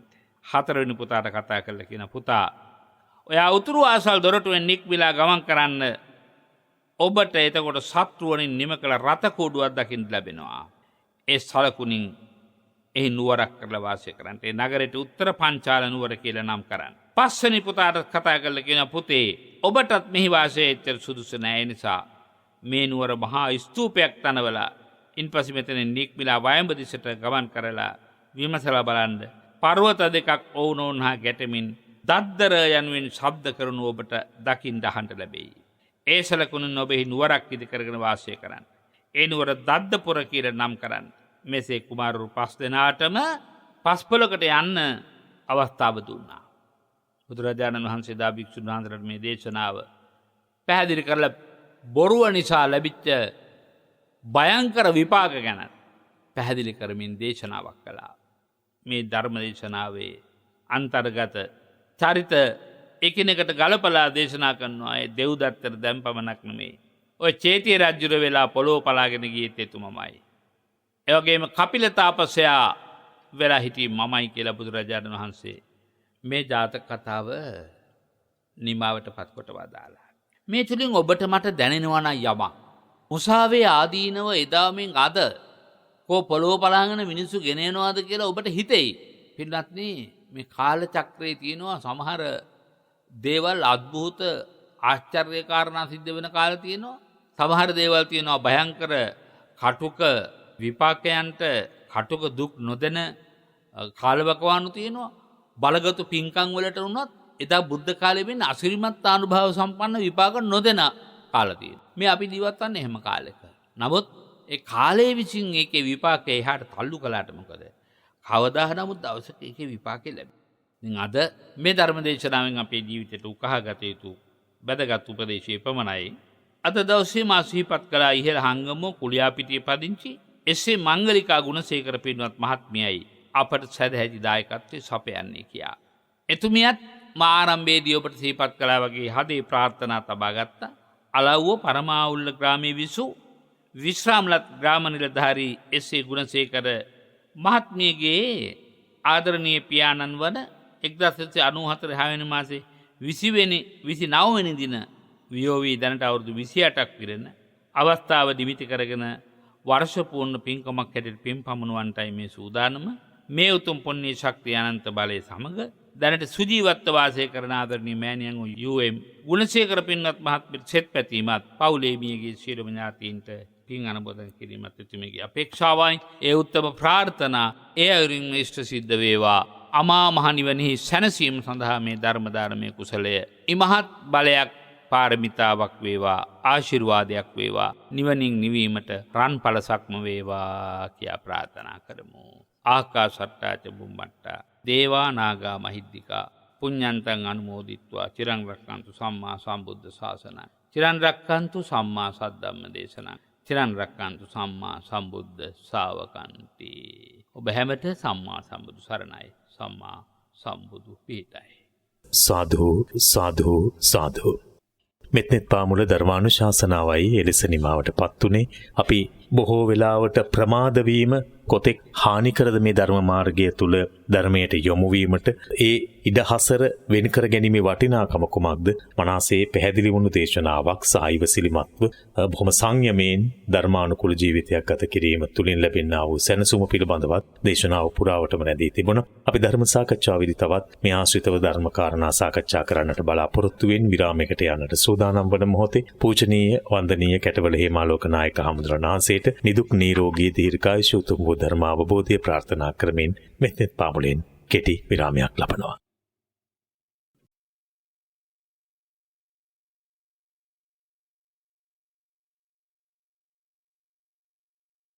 අයිබෝවන් අපි නැවත මෙත්නෙත් පාමුල සමගයි සම්බන්ධ වන්නේ. මෙත්නෙත් පාමුල දෙවන පැය ධර්ම සාකච්ඡාව ආරම්භ කරන්නටයි සැරසෙන්නේ. අද ලෝක කම්කරු දිනය. ඒක අපේ රටට පමණක් නොවේ මුළු මහත් ලෝකයටම උරුම වූ දිනයක්. කම්කරු ජනතාව වීතිපැස තමන්ගේ අවශ්‍යතාවන් තමන් පත්වන පීඩාවන් එලිපිට ප්‍රකාශ කරන දිනයක් බවට අද දවස පත් වෙලා තිබෙනවා. කොහොම නමුත් මම හිතන්නේ වර්තමානයේදී වෙනම දිනයක් කම්කරු දිනය කියලා අවශ්‍ය වෙන්නේ නැහැ. ඒ තරමටම රට දිහා බැලුවත් ලෝකයේ දිහා බැලුවත් කම්කරු ජනතාවට වැඩ කරන ජනතාවට තමන් කරන ඒ රැකියාවට නියමිතාකාරයෙන් වේතනයක් හෝ ඒ සඳහා ලැබෙන්නා වූ දීමනාවක් හෝ තමන්ගේ ශ්‍රමයට වැටුපක් ප්‍රමාණවත්ව ලැබෙනවාද කියන කාරණය මේ උද්දමනයත් එක්ක තදින් දැනෙන යුගයක් බවට පත් වෙලා තිබෙනවා. ඉතින් එවැනි අවස්ථාවක මේවාට හේතු සාධක හොයා යන ගමනේදී අත දේශනාව අහගෙන ඉන්නකොට අපේ ස්වාමීන් වහන්සේ අපේ නායක හමුදුරුවෝ සිහිපත් කළා වගේ මේක හැම කාලෙටම තියෙන ප්‍රශ්නයක්. ඒ කාලෙත් තිබ්බා, අදත් තිබුණා, අනාගතයටත් තිබේවි. හැබැයි ඒ හැම දෙයකටම මුල් වෙච්ච තණ්හාවේ 16ක් වීම, හොරකම, නැත්නම් මේ පංච දුෂ්චරිතය කොතෙක් ලෝකයක් එහෙම නැත්නම් මිනිස් වර්ගයා විනාශයට පත් කරන කාරණාද කියලා මම හිතන්නේ මොනවට පැහැදිලි වුණු දේශනාවකයි අපිට ශ්‍රවණය කරන්නට හැකියාවක් ලැබුණේ. ඉතින් මම හිතන්නේ අදට වගේම එදාටත් අනාගතයටත් මේන් ගත හැකි පාඩම් අතිවිශාලයි. ඒ නිසා අපේ ශ්‍රාවකයෝ වගේම පාලකයොත් මේක ඇහුවනම් මම හිතන්නේ ඔවුන්ට හිතනවා ඇති අපි කරපු දේවල් වල විපාක නේද මේ අපි පස්සේ එලවාගෙන එන්නේ කියලා. මේ නිසා නේද අපි මෙතරම්ම පීඩාවටපත් වෙන්නේ කියලා. ඒ නිසාම නේද අපි එලෙස කටයුතු කරපු නිසා නේද ජනතාව මෙලෙස පීඩාවටපත් වෙන්නේ කියලා දැනෙනවා. ඒ නිසා බුද්ධ දේශනාව සත්‍යමයි. සත්‍ය බොරු කළ හැකි දෙයක් නැහැ. සත්‍යයට බුදුරජාණන් වහන්සේ දේශනා කරපු ඒ දහම් කාරණා නැත්නම් බුද්ධ දර්ශනයට, බෞද්ධ දර්ශනයට අදාළ වූ මේ කාරණා හැම කාලයකටම එකසේ බලපාන, එකසේ ගැළපෙන වටිනාම දායාදයක් කියලා අපිට හඳුනා ගන්නට පුළුවන්. එහෙම හිඳලා සමහර මිනිස්සු මේවා දිහා බලන්නේ නිකන් අර මේ දේවල් බොරු දේවල්, එහෙම නැත්නම් සැලකිල්ලක් දැක්විය යුතු දේවල් නොවන තත්වෙන් බලන වර්තමාන සමාජයේ බොහෝ දෙනෙක් ඉන්නවා. ඉතින් ඒ අයටත් මම හිතන්නේ හොඳ පාඩම් මේවා. සාකච්ඡාව ආරම්භ කරන්නට සැරසෙන මොහොතේ අපි පූජනීය නායක හමුදුරන් වහන්සේව, කැටවල හේමාලෝක අපේ නායක හමුදුරන් වහන්සේව බොහෝම සත්සිතින් ගෞරවයෙන් මෙත්නෙත් පාමුල ධර්ම සාකච්ඡාවට පිළිගන්නවා. උන්වහන්සේට නිදුක් නිරෝගී දීර්ඝායුෂ ප්‍රාර්ථනා කරමින්ම අපි හමුදුරනේ ඇතරම ලෝකෙ දිහා බලනකොට ඔබ වහන්සේ අද මේ දේශනාව පුරාවටම කියපු කාරණාව මනාව පැහැදිලි වෙනවා. විශේෂයෙන්ම අපේ රට ශ්‍රී ලංකාව දිහා බැලුවාමත් මේ தত্ত্বය මනාව පැහැදිලි වෙනවා. මට හිතෙනවා අද ධර්ම සාකච්ඡාව එතනින්ම ආරම්භ කළොත් හොඳයි කියලා අපේ හාමුදුරනේ. ඔබ වහන්සේලා දශක ගණනාවක් මේ රටේ බණ කියනවා. ඉතින් මේ කාලය තුල මම පෞද්ගලිකව දන්නවා ඔබ වහන්සේ පාලකයන්ගේ නිවෙස් වෙතට ගිහිල්ලත් බණ කියලා තියෙනවා. දැනෙන්නත් කියලා තියෙන. ඒ කාලේ ගොඩක් පාලකයන්ගේ නිවෙස් වලට කියලා බණ කියනකොට සුදුහුණු ගාන දේශන තමයි අහන්නට වෙන්නේ. හැබැයි ඔබ වහන්සේම නෙමෙයි අස්පනා අපිට දැන් කවුරු කොහොම කිව්වත් මේවා වැරදි මේවා තමයි හානි කියලා කෙලින් පෙන්වලා දීපු ස්වාමීන් වහන්සේ නම. අපි හඳුනන්නේ ඇත්තටම එහෙම බණ කියපු අපේ දේශපාලකයෝ ඔබ වහන්සේලා වඩම්බලා බණ අහපු හැදිලා නැති ස්වභාවයක් පේනවා. දේශපාලකයෝ නායකයෝ පාලකයෝ මේ බණ අහන්නේ නැද්ද අපේ හාමුදුරනේ? බොරුවටද මේ අය රංගපාලද තියෙන්නේ මෙච්චර කාලයක්? අපේ ඉතිහාසයේම අරගෙන බැලුවාම අපිට හැම විටම හමු වෙන්නේ එවැනි තත්වයන් තමයි වැඩි වශයෙන්. මේ බණ දේශපාලකයන් නැත්නම් පාලකයට වැඩක් නැද්ද? වසනවන්ත පින්වත්නි, ඇත්තෙම අපි ජීවත් වන්නේ අවාසනාවන්ත යුගයක. ධර්මයේ සොරාගත් යුගයක. පින්නත් පුතා අහපු පළවෙනි ප්‍රශ්නයෙන් එක පැහැදිලි. දේශපාලකයෝ තමයි වැඩිපුර බණ අහන්න ඕන, දරන්න ඕන, ක්‍රියාත්මක කරන්න ඕන. එයතෝ මේ හාමුදුරුවෝ වැඩම කරවාගෙන විවිධ වූ ධර්ම දේශනාවල් සිද්ධ කරන්නේ තමන්ගේ ධාර්මිකත්වය ලෝකයට මවා පාන්න මිසක් අධ්‍යාත්මික වශයෙන් හැබෑවටම ධර්මයේ තියෙන ප්‍රසාදාත්මක ගුණය තුල පිහිටලා නෙවෙයි කියන කාරණාව අපට පැහැදිලි. එහෙම වුණා නම් අහන්නේ එකක්, හිතන්නේ තව එකක්, කරන්නේ තව එකක් වෙන්න විදිහක්. අහන දේම හිතන දේම කරන පාලන තන්ත්‍රයක් බිහි වුණා නම් අද ජනතාව මේ විදිහට කෑමර දෙන්නෙත් අපට එපා කියන්නෙත් අපට එපා ගෙදර ඵලයන් කියන්නේ. මේක පුළුවන් කෙනෙකුට දීපන් කියන්නේ. ජනතාවට පේනවා ධර්මයෙන් තොර, සත්‍යයෙන් තොර, බොරුවට බර, දූෂණයට බර, හොරකමට බර පාලනයක් ගෙනියනවා කියා. එබඳු පාලකයන් කවදා කාගෙන් කොහොම බණ ඇහුවත් ඇසීම් මාත්‍රයෙන් මේක නැවතිලා. මේ බණ මෙන්න මේ ආකාරයට මම හිතට ගන්න ඕන, මේ ආකාරයට ක්‍රියාත්මක කරන්න ඕන කියලා දැඩි තැනට හිත පමුණුවාගෙන හිටියා නම් මේ රටට මෙහෙම තත්ත්වයක් උදාපත් වෙන එකක් නෑ. ඒ නිසා අපට අද්දුටු ප්‍රත්‍යක්ෂ සාධක තියෙනවා. අර සිහිපත් කළා වගේ රජමැදුරේ පටන් දුගී පැල්පත දක්වා අපි බණ කියලා තියෙනවා. බතුවටත් එසේ වේවි. රජමැදුරේ සිට පැල්පත දක්වා බණ කියන ඇත්තෝ මතු වේවි. නමුත් ඒ අතරින් මුත් බොහෝම අතලොස්සක් දෙනෙක් තමයි එක් අතකට පාලකයාගේ දුර්දාන්ත බව ගැන, වැරදි පරිපාලන රටාව පිළිබඳව, වැරදි තීරණ පිළිබඳව සහ පාලකයා වටා ඉන්න අයගෙන් පාලකයට ලැබෙන උපදෙස්වල තියෙන සාවද්‍යතාවය, විවෘත මනසකින් ශක්තිමත් හඬකින් ඉදිරිපත් කරන දේශකවරු මදි වෙයි. එහෙමයි. ප්‍රමාණවත් නැති වෙයි. ඒක නිසාම බණ කිව්වා වෙනවා. ඔබ සිහිපත් කළ හැටියට පුතේ රජුරවන්ට සුදුහුණු ගෑවා වෙනවා. එහෙමයි. ඉතින් එහෙම කරන්න රජුරව අත්නෝමතික වෙනවා මිසක් පරහිතකාමී පාලකෙක් බලාපොරොත්තු. ඒ කියන්නේ අපි භික්ෂූන් වහන්සේලා ඇයි එතනට ගියාම පාලකයට දේශනාව කරනකොට දැනෙන්න කියන්නේ නැද්ද? නැත්නම් පාලකයා අහන්නේ නැද්ද? එහෙම ස්වාමීන් වහන්සේට අර ඍජුව කියන්නට එහෙම උජුපටිපන්න භාවයක් නැති වෙලාද අද? රජමැදුරේ බණ කියන්න මැති ඇමතිවරු වලක නිලණි වෙස්වල බණ කියන්න තෝරගන්නේ ඒ අය හිතන දේ, ඒ අය කියන දේ අනුමත කරන දේශකවරු විතරනේ. ඇයි ඔබ වහන්සේ කියලා තියෙනවානේ? ඔව්. ඒ වුණාට ඒවා හරියට ගඟට කපපු ඉන්නේ වගේ. ඒක දේශනාවක් විතරයි. එහෙම. ඒවා ක්‍රියාත්මක කරන්න හිතට ඔළුවට ආවේ නැහැ. ඒ එක දේශනාවක් මට මතකයි. ඒ දේශනාව පොත්වලට නඟලා තිබුණා. ඔව්. මුද්‍රණය කරලා තිබුණා. නමුත් ඒක ක්‍රියාත්මක වුණා නම් සුහදරවමයි කියලා අපි පොතක් නිර්මාණය කළා. එක්තරා අමාත්‍යාංශයකින්. එහෙමයි. ඒකෙදිත් මම රාජ්‍ය පාලනය පිළිබඳව ඉතාම පුළුල් ලිපි සංග්‍රහයක් ඉදිරිපත් කළා. ඉතින් ඒ සංවිධානය කරපු ප්‍රින්සි කියන නෝන මහත්මිය මේ වරද මට අමතරලා කිව්වා අපේ හාමුදුරුවනේ නැවත වතාවක් මේ පොත පිළිබඳව පොඩ්ඩක් මතු කරලා වර්තමාන පාලකයන් මේ පොත නැවත පරිහරණය කරන්නවත් දුන්නොත් අපි අපේ පොත එලි දක්වන උත්සව සභාවට ආරාධනා කළා කවුරුත් ආවේ නැහැ. ඉතින් පොත කලින් පිටපතක් කියවලා එපා දේශනයක් කරන්න එන්න. ඔව්. ඒ කියවලා බලලා හිතෙන්නේ නැති මේකෙදී අපේ හොරකම් වංචා ඔක්කොම එළියට එනවා. ඒ නිසා අපි එන්න ඕනේ නැහැ කියලා.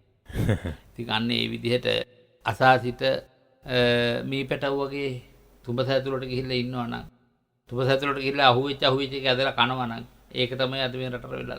එතකොට දැන් ඔය පාලකයෝනේ පාලකයෝ ඊට පස්සේ පාලකයොත් එක්කම ඉන්න නායකයෝ. දැන් අපි හිතමුකෝ රාජ්‍ය ආයතනයක් ගත්තාම අපේ හැමදෙරෝනේ පාලකයා නැත්නම් දේශපාලඥයා අමාත්‍යවරයා නියෝජ්‍ය අමාත්‍යවරයා රාජ්‍ය අමාත්‍යවරයා මේ ඉන්න කණ්ඩායමෙන් පහළට එනකොට ඒ පරිපාලන ව්‍යුහයේ වැඩි තැනක් තියෙන ඉහළ තනතුරු දරන බොහෝ පුද්ගලයෝ ඉන්නවා. ඉතින් මේ අයත් මේ දූෂණයට පංච දුෂ්චරිතයට මහව් වෙලා කියලා වර්තමාන සමාජයෙන් බොහෝ ඇඟිලි දික් වෙනවා. ඇත්තටම රටක් කඩා වැටෙන්නට රටක් විනාශ වෙන්නට පාලකයා පමණක්මද වගකීම යුත්තේ මේ අයගේ වගකීමක් නැහැ. ඔව් ප්‍රධාන පාලකයා විතරක් නෙමෙයි. ඒ වටා ඉන්න පාලකයෝ වගකීතු නිසා නෙන්න සියලු දෙනාගේ රජමැදුරු, පිටුමැදුරු, පවුල් මැදුරු වටරන්න ජනතාව ක්‍රියාත්මක වුණේ. එහෙමයි. ඒ නිසා බණ පොතේ උගන්වනවානේ. භාග්‍යතුන් වහන්සේ වදාරනවා රාජ්‍යරු අධාර්මික වන කල්හි රටක මිත්‍රාමාත්‍යවරු අධාර්මික වෙනවා. මිත්‍රාමාත්‍යවරු අධාර්මික වෙනකොට ඒ ළඟ ඉන්න අපි අද හැටියට කතා කරනවා නම් අමාත්‍යංශ ලේකම්වරු, සභාපතිවරු, ඒ අයටත් උදව් දෙන අය, උපලේකම් සභාපතිවරු සියලු ධාර්මික වෙලා ඒ සාමාන්‍ය ජනතාව දක්වාම රටම අධාර්මික වෙනවා. රටක් අධාර්මික වෙනකොට පාලකයාගේ පටන් මේ විදිහට රටේ ශාස්ත්‍ර සම්පත් විනාශ වෙනවා. කලට වැසි නොලැබෙනවා. ලොකු විපත්තිකර තත්ත්වයක් ඇති වෙනවා. භාණ්ඩ හිගයක් ඇති වෙනවා. බදුබර ජනතාව තුළ බදු බහුල වශයෙන් පනවනවා. ඒ තුළ ජනතාව අප්‍රමාණ පරිපීඩනයට පත් වෙලා ජීවිතේ නැතුව ගියත් කමක් නැහැ කියලා මහමකට බහැලා යුක්තිය හා ශක්තිය ඉල්ලා උරගා මොරගා කෑගසනවා. ඔවුන්ට වතුරලින් ඉල්ලන අයට ලැබෙන්නේ වතුර නොව. බඩගින්නට යමක් සාධාරණ ලෙස උපයා ගන්න ඉඩ දෙන්නේ කියලා ඉල්ලුවාම ලැබෙන්නේ ඒක නෙවෙයි. වැඩි උණ්ඩයක් පපුව පසාරු කරගෙන යන එකයි. කුස පසාරු කරගෙන යන්න විදින එකයි. ඒකද ජනතාව බලාපොරොත්තු වෙච්ච පරිපාලනය.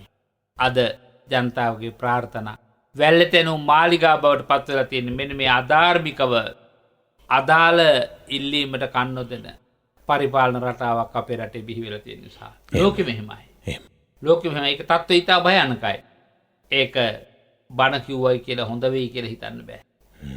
මේකට අවියට අවියෙන්නේ උත්තර දෙන්න ඕන. අවියට සවියෙන් උත්තර දෙන්න පුළුවන් ලෝක ධර්ම ක්‍රියාත්මක කරන කාලයක් තියෙනවා. සත්‍යක්‍රියා කරන්න පුළුවන් කාලයක් තියෙනවා. මම කිව්වා මගේ ධර්ම දේශනාවේ අවසානයේදී මේ කාලේ එදා පොළොව පලාගෙන ගියා නම් මේ බණ අහලා ශ්‍රාවකයෝ දායකයෝ හා ඔබ මගෙන් අහන්න පුළුවන්. මම මේ අහන්නත් හිතන් හිටපු දෙයක්. ඇයි දැන් පොළොව පලාගෙන යන්නේ නැත්? ඇත්තටම අපි හැමදෙරේ එහෙම වෙන්නේ නැති. දැන් ඔබ වහන්සේ ඇත්තට මේ දේශනාවේ කියනකොට මට හිතුණා දැන් ඒ කාලේ තිබෙන sannivedana උපක්‍රමවල දිහා බැලුවාම ඊට වඩා වැඩි ප්‍රවණතාවයකින් වර්තමානයේදී sannivedanaya ක්‍රියාත්මක වෙනවා. ඒ තුල අපිට පේනවා හොරක් කරලා තියෙන්නේ කවුද, බොරු කරලා තිබෙන්නේ, වංචා කරලා තිබෙන්නේ කවුද, දූෂිතයෝ කවුද. මේවා අස්පන අපිටම පේනවා. හැබැයි යහතින් ඉන්නවා වගේ හැඟීමක් දැන් ඔබ වහන්සේ අද දේශනාවේදී සිහිපත් කළා වගේ එදා බොරුකාරයෝ නැත්තම් වංචාකාරයෝ දූෂිතයෝ පොළව පලාගෙන ගියා. අද ඇත්තට එහෙම වෙන තත්වයක් පේන්න නැති වුණාට ස්වභාව ධර්මයෙන් යම් දඬුවම් දෙන දැන් ඉහළටම ඔසවා තබන පුද්ගලයා කරන වංචාව නිසා සමාජයේ පහළටම වැටෙන හස්තයස්පන අපිට පේනවනේ. ඉතින් අර ඒ පොළොව පලාගෙන නොගියාට ස්වභාව ධර්මයෙන් දඬුවම් ලැබෙනවා. ඔව් දැන් 50ක් විපාක ලැබෙනවා. ඔව්. දැන් මං කිව්වේ අර කාල සම්පatti, උපදී සම්පatti, පයෝග සම්පatti ආදී වශයෙන් සම්පatti හතරකුත් තියෙනවානේ. කාල විපත්ති වගේ. එහෙමයි. මේ කාලේ හොඳයි. මේ කාලේ පොළොව පලාගෙන යන්නේ නැති කාලයක්. ඒක නිසා ඒක දකින්න නෑ. ඒක දකින්න නෑ කාල සම්පත්.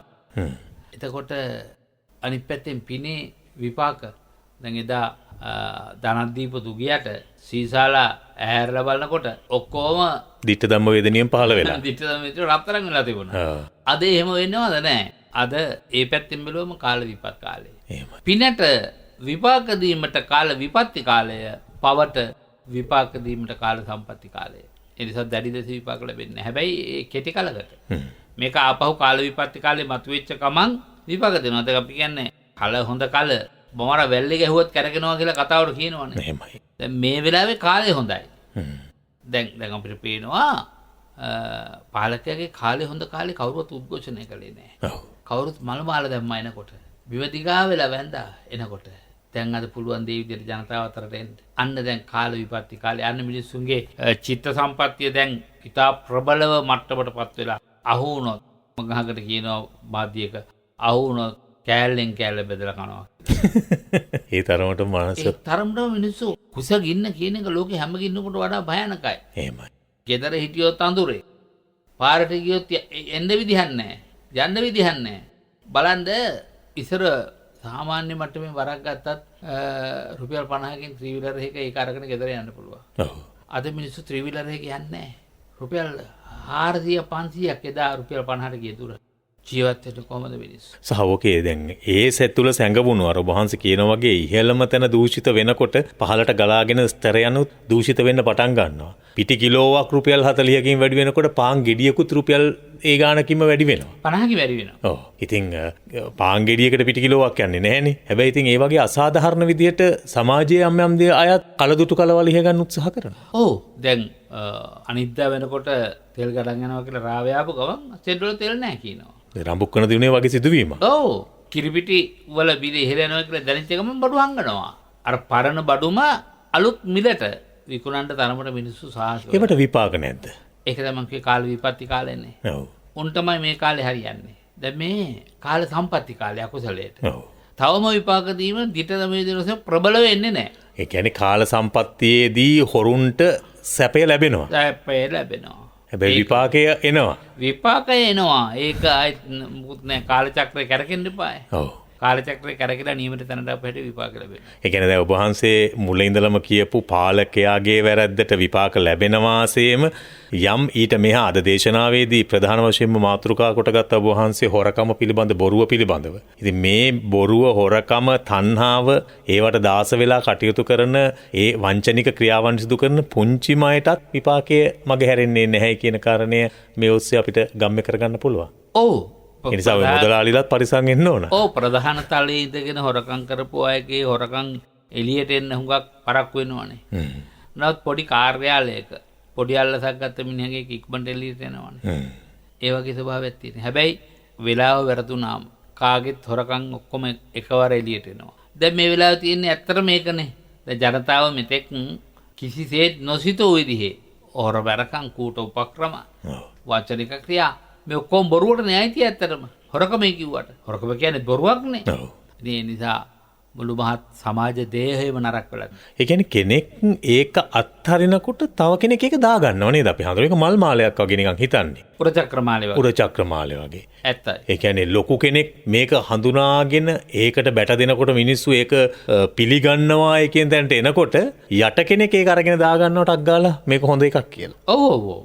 ඔව්. ඒක තමයි මේ වෙලා තියෙන්නේ. වෙලා තියෙන්නේ. දැන් පක්ෂ විපක්ෂ වශයෙන් ගත්තාම මේ වෙලාවේ ඒක බොහොම හොඳ එකක්. Tamanට මේ වෙලාවේ ඡන්දවාසියක්. ඔව්. මේක අහුවෙන එක හොඳයි, මේ වලි දක්වන එක හොඳයි කියලා ඒක මුළු පොළ ඉදිරියට දක්වන තවත් පිරිසක් ඉන්නවනේ. ඒකෙන් වාසියක් කරගන්න. ඒකෙන් වාසියක් ගන්න දඟලන හැම මිනිස්සු දිහාම කල්පනා කරනකොට බුද්ධිමත් මිනිස්සු තේරුම් ගන්නවා මේ හදන්නේ ඊළඟ තුරුම්පුව අපිට ගහන්න තමයි. ඒ 225ම එකයි කියන මට්ටම මිනිස්සු වෙලා තියෙන හින්දා. ඒ හින්දා මිනිස්සු පැහැදිලි තීරණයකට ඇවිත් තියෙනවා. ඇතරම මේවා අපි මේ කතා කරන්නේ දේශපාලනය කතා කරන නෙමෙයි. හැබැයි රටක් විනාශයට පත් වෙනකොට එහෙම නැත්නම් මිනිසුන්ට අවශ්‍ය කරන මූලික දේවල් නැති වෙලා මිනිස්සු අසරණ භාවයට පත් වෙනකොට එදත් මිනිස්සු ස්වාමීන් වහන්සේලා තමයි හොයාගෙන ගියේ, පන්සල තමයි හොයාගෙන ගියේ. පන්සලෙන් තමයි ඕනගේ හිතට යම් සහනයක් අස්වැසිල්ලක් ලැබුණේ. නායක හාමුදුරුවෝ එක්ක කතා කරලා මොනවද කරන්න ඕනේ කියලා තීරණ ගත්තේ. ඒ නිසා තමයි අපේ අටුකොට පිරුණේ. අපිට භෝග සම්පත්තියෙන් ඉහළ තැනකට යන්නට ප්‍රධානම හේතු වුණේ ස්වාමීන් වහන්සේලා ඒ සඳහා මඟ පෙන්වීම නායකත්වය ලබා දුන්නු නිසා. රජු තනවන්නට භික්ෂුන් වහන්සේ ප්‍රධාන වුණා වගේම රජු හරි දෙයට හරවන්නටත් භික්ෂුන් වහන්සේ මුල් වුණා. දැන් බලන්න අපි සාරාංශයක් වශයෙන් සහ උපදේශයක් වශයෙන් චේති ජාතකයේ ගත්තොත්. ඔව්. රජුරුවන්ගේ පොරෝහිත බ්‍රාහ්මණයා කපිල බ්‍රාහ්මණයා රජුරුවන්ට දෙන්න ඕන විපාකය දෙන්න පසුබෑවේ නැන්නේ. එහෙමයි. ධාර්මික පාලනයේ 이르දි හතරක් තිබිච්ච හතරවරන් දෙවරුන්ගේ රැකවල් තිබිච්ච සඳුන් සුවදහව ශරීරයක් තියෙන මුවක් තියෙන රජුරුවන්ට ඒ තත්ත්වයට පත් වෙලා ඔසවා තබන්නට උපකාර කළෙත් කවුද? කපිල බ්‍රාහ්මණයා. ඔව්.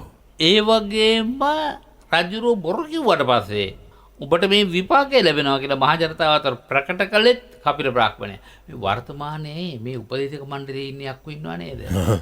ඔන්න ඔය යක්කුන්ට දැන් ඕක තේරෙන්න ඕන කරන්න ඕන කියලා. හැබැයි සමහර ආම්දුරෝ කරනවා. අපර වැරදුනා තොපිය පත් කළෙත් අපි තොපි මේ දූෂිත ස්වභාවයල් තියෙනවා. නිසා තොපිය අයින් කරන්නත් පුළුවන් අපට.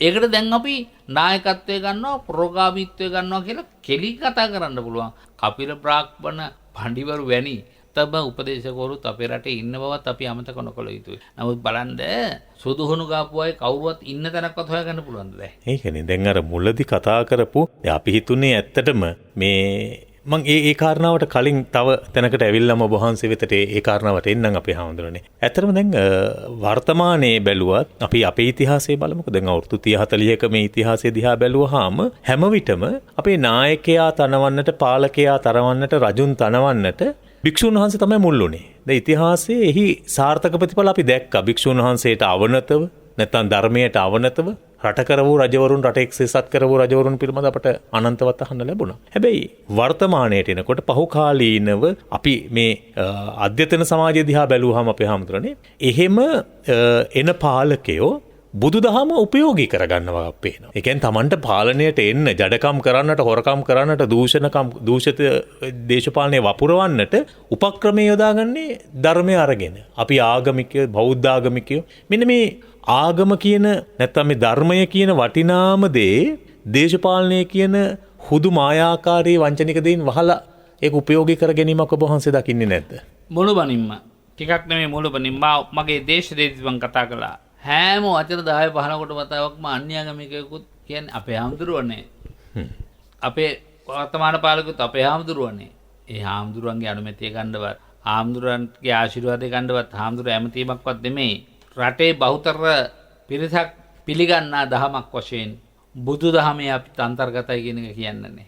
හැබැයි පසුගිය දවසක අපේ ත්‍රිනිකායික මහානායක මාහිම්පාණන් වහන්සේලා ඇතුළු මහානායක ස්වාමීන් වහන්සේලා වර්තමාන පාලකයාට උපදේශයක් දුන්නා. මේක අත්හැරලා යන්න කියලා. නමුත් ඒක කළේ නැහැ. ඒතර අපිට පේනවා කිතුණු දහමෙහි නියාමකයන් වහන්සේ හැටියට එතුමා පවා පිළිගන්නවා විශාල කාර්යභාරයක්, වගකීමක්, අනුශාසකත්වයක් මහානායකවරු තුළ තියෙනවා. මේ වර්තමාන පාලකයෙකුට හුම්කම් දෙන්නේ නැහැ කියලා එතුමායි කිව්වේ.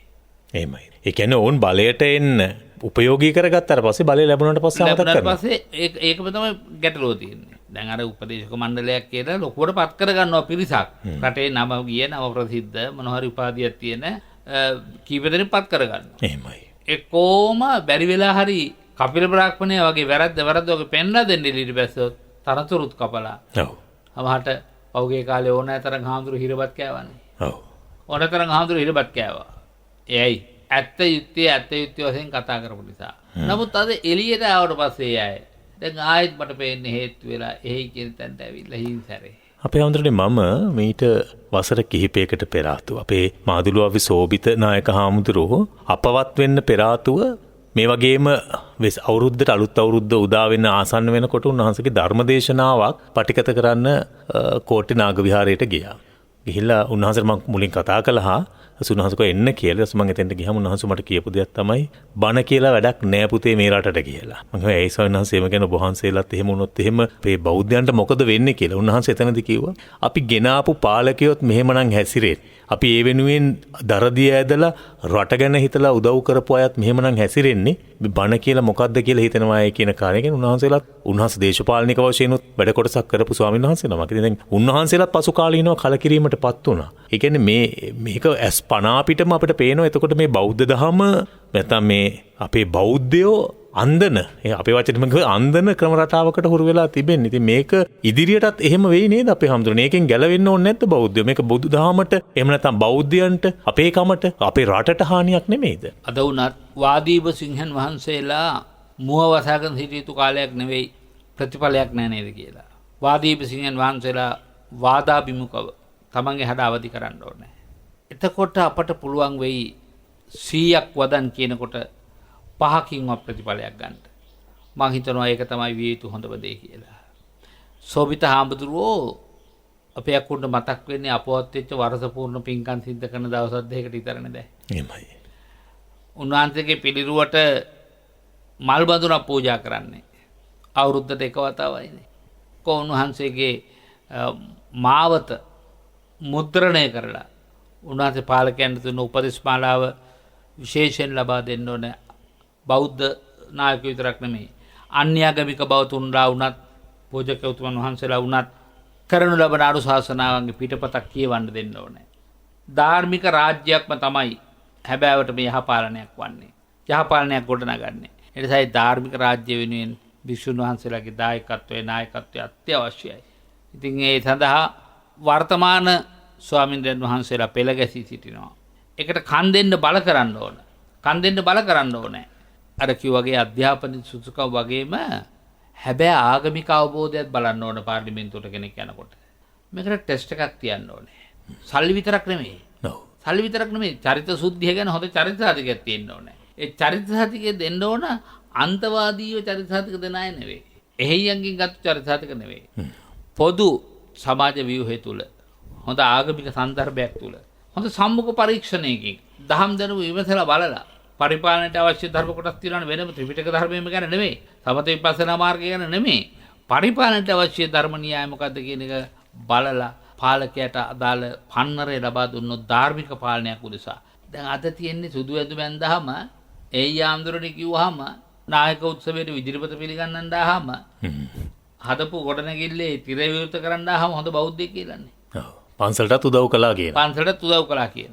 එතෙන්ට නෙවෙයි යන්න ඕන. ඊට වඩා පුළුල් තැනකට ගෙනියන්න ඕන පාලකයා දහම අනුව අර ලබා දුන්න පන්නරේ හා උපදෙස් අනුව පාලකයා ක්‍රියාත්මක වෙන්නවද නැද්ද කියන එක බලාගෙන ඉඳලා පාලකයා ක්‍රියාත්මක වෙන්නේ නැත්නම් පාලකයාට ක්‍රියාත්මක වෙන්න ඕන කන්න බලපෑම කරන්න හාමුදුරට පුළුවන් එතකොට. එහෙමයි. පූජා කරන්න පුළුවන් එතකොට. ඉතින් ඒ පාලකයා ගොඩනංවන්නට මේ තිබෙන්නා වූ ශක්තියින් අද ප්‍රයෝජනයට ගන්නවාද කියන එක හරි ප්‍රශ්නයක්. බොහෝ වෙලාවට අපි ඔබ වහන්සේට සිහිපත් කළා වගේ ඇතැම් විට යම් ස්වාමින් වහන්සේලා වෙන්න පුළුවන්, අන්‍ය ආගමික පූජකයන් වෙන්න පුළුවන්. ඔවුන් මේ රටේ රට කරවන නායකයන්ට ලං වෙන්නේ Tamanගේ යම් ආකාරයකට අවශ්‍යතාවයන් සපුරා ගැනීම උදෙසා පමණක් කියන කාරණේ ඇතැම් වෙලාවට පේනවා.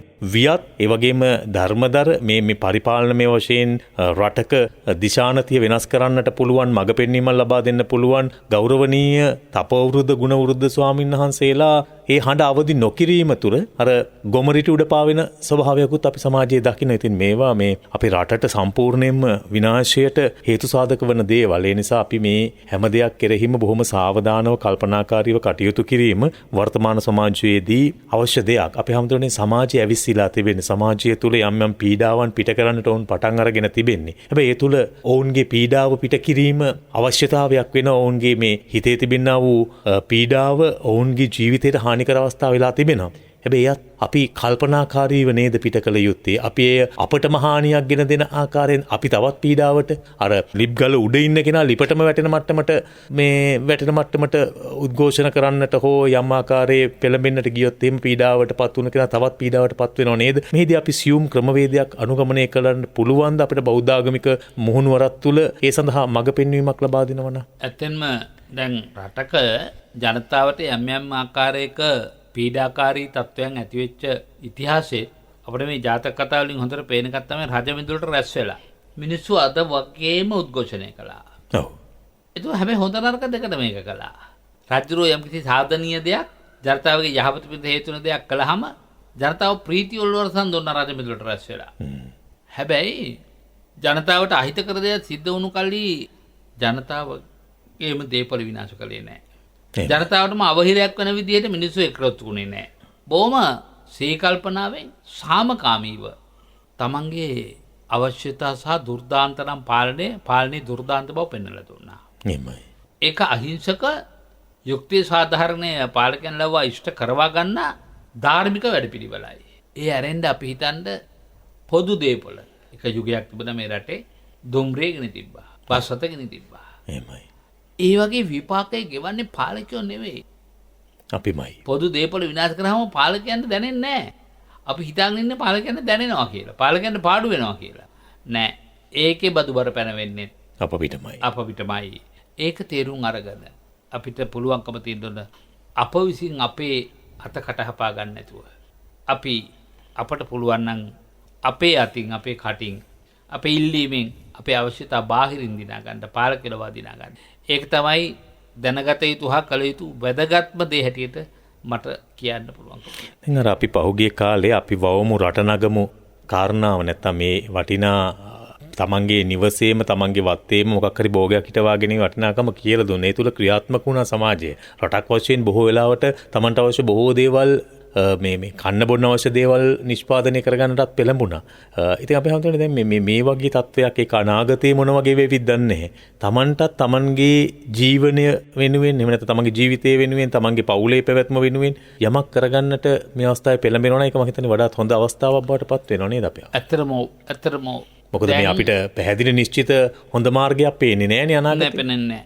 දැන් කවදාකවත් මේ ඉහළට නගපු බඩු මිල ආයි කවදාවත් පහළ තලයට එයි කියලා හිතන්න පුළුවන්ද මේ මෑත යුගයේ? තව අවුරුදු 100කින්වත්. එතකොට අපේ වැටුප් වැඩි වෙන්නේ නැහැ. එහෙමයි. අපට ලැබෙන සොච්චමෙන්ම තමයි කොතරම් බඩු මිල ඉහළ ගියත් ඒකේ අවශ්‍යතා පූර්ණය කරගන්න වෙන්නේ. එහෙමයි. එනිසා කරගත යුතු හොඳම දේ තමයි එකක් පිරිමහ ගන්න එක. පිරිමහ ගැනීම අවශ්‍යමයි. අත්‍යවශ්‍ය දෙයක්. තියෙන ටික පිරිමහකට කටයුතු කරන එක. ඊළඟට ඉතා වැදගත් එක තමයි අපිට මේ වෙලාවේ දැන් දැනෙන දේ තමයි අවශ්‍යතා න්‍යාය සකස් කරගන්න ඕනේ. අප අත්‍යවශ්‍යම මූලික අවශ්‍යතා මොනවද අපිට? කොච්චර ප්‍රමාණයකින්ද අපි මූලික අවශ්‍යතා සම්පූර්ණ කරගන්න අපිට ලැබෙන වැටුප ආදායම අනුව? මොනවද අපිට තියෙන ද්විතීයික අවශ්‍යතා? ඔව්. එහෙම නැත්නම් ආයෙ විදිහ කිව්වොත් නැතුවම බැරි ටික මොනවද? ආහාර පාන ටික නැතුවම බෑ. ඒක මූලික වමනාවක්. ඒ දිසාර කිව්වගේ පෝච්චි එක හරි මිරිස් පැලයක්. ඔව්. ගෝවාගිරියක් හැදෙන විදිහට මොනවා හරි එළවලුවක් හැදෙන විදිහට යම්කිසි දෙයක් සකස් කරගත්තොත් අත හොලව ගත්තොත් අපිට කට හොලව ගන්න පුළුවන් වෙයි. ඒ කියන්නේ රටේ කොයි පැත්ත බැලුවත් ඒ පැත්තට අනුව වෙන භෝග අපේ රටේ ඕන තරම් තියෙනවා. ඕන තරම් තියෙනවා. ඒ නිසා ඇත්තටම දැන් අපි වවමු අපි බුදිමු කියන තැනට තමයි එන්න ඕන.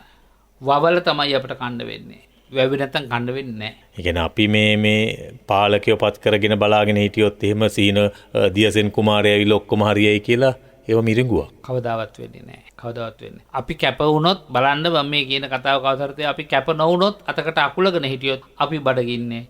අතපය දික් කරලා මේ අවවාද අනුශාසනා සහ තමන්ට මැති වෙනනේ අවවාද අනුශාසනා නැත්තත් දැන් ගෙදරක මේ ටික කරගත්තොත් තමයි අපිට පැවැත්මක් තියෙන්නේ කියලා. ඒ ටික කරගත්තොත් දිනුම් නැත්තම් අපි කන බොන අය දිහා බලාගෙන හූල්ලලා මැරෙන්නයි වෙන්නේ.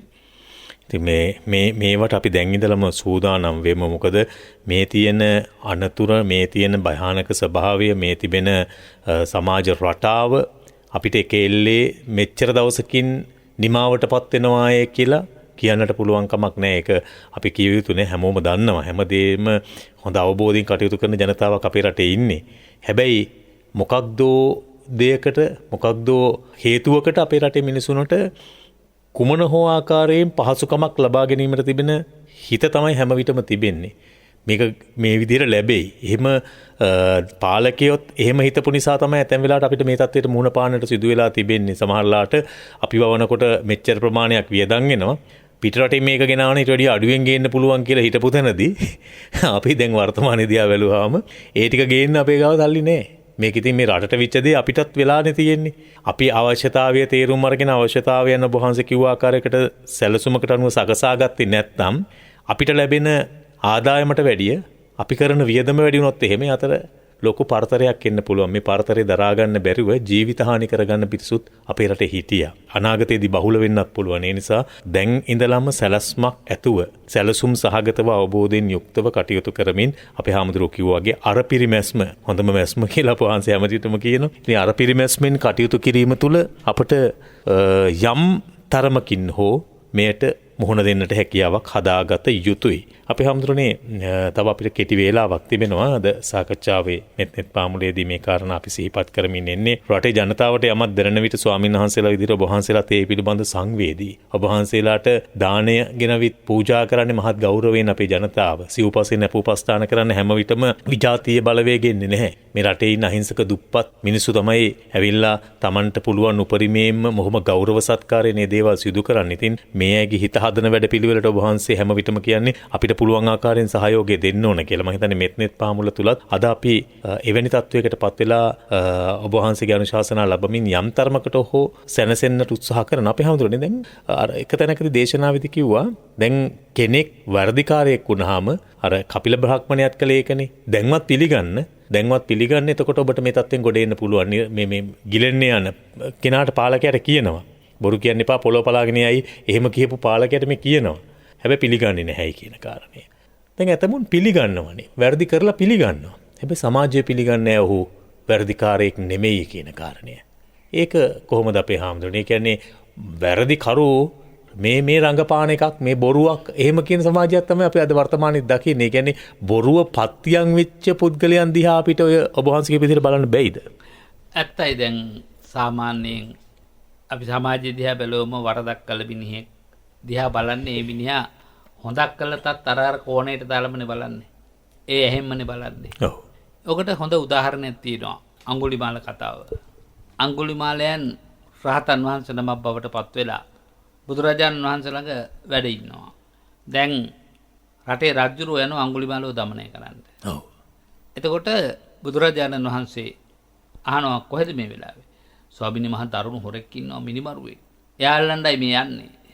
එහෙමද? දැන් ඔබ දැක්කොත් ස්වාමීනි ඉවලෙම කරන්න පුළුවන් දේ කරලා මරලා දානවා. දැන් උන්වහන්සේ රහතන් වහන්සේ නමක් බවට පත් වෙලා හිටියොත් පැවිදි වෙලා ස්වාමීනි එහෙම වුණොත් වැඳුම් පිදුම් කරනවා. ඒක එහෙම වෙන්න බෑ හැබැයි. අන්න බුදුහාමුදුරුවෝ පෙන්නනවා ඒ පාර කඩතුරා විවෘත කළා. අඟුලි මහරහතන් වහන්සේ පේන්න සලස්වනවා. රජුරුවන්ගේ හිත වෙනස් වෙනවා. අපේ රටේ මිනිස්සුන්ටත් හැබැයි ඒ ආකල්පයේ හැඟීම ඇති වෙන්න ඕනේ. බරපතේ උගන්වනවා යෝච පුබ්බේ පබංචිත්ව පච්චසෝන ප්‍රමජ්ජති. සෝ ඉබන් ලෝකම් පබාසේති අබ්බා මුත්තව චන්තිමා. දැන් කපිල බ්‍රාහ්මණය දුන්න අවවාද ටික පිළිගත්තා නම් චේතිය රජුරුවෝ පොළොව පලාගෙන අවීචි වහන්රකට යන්නේ.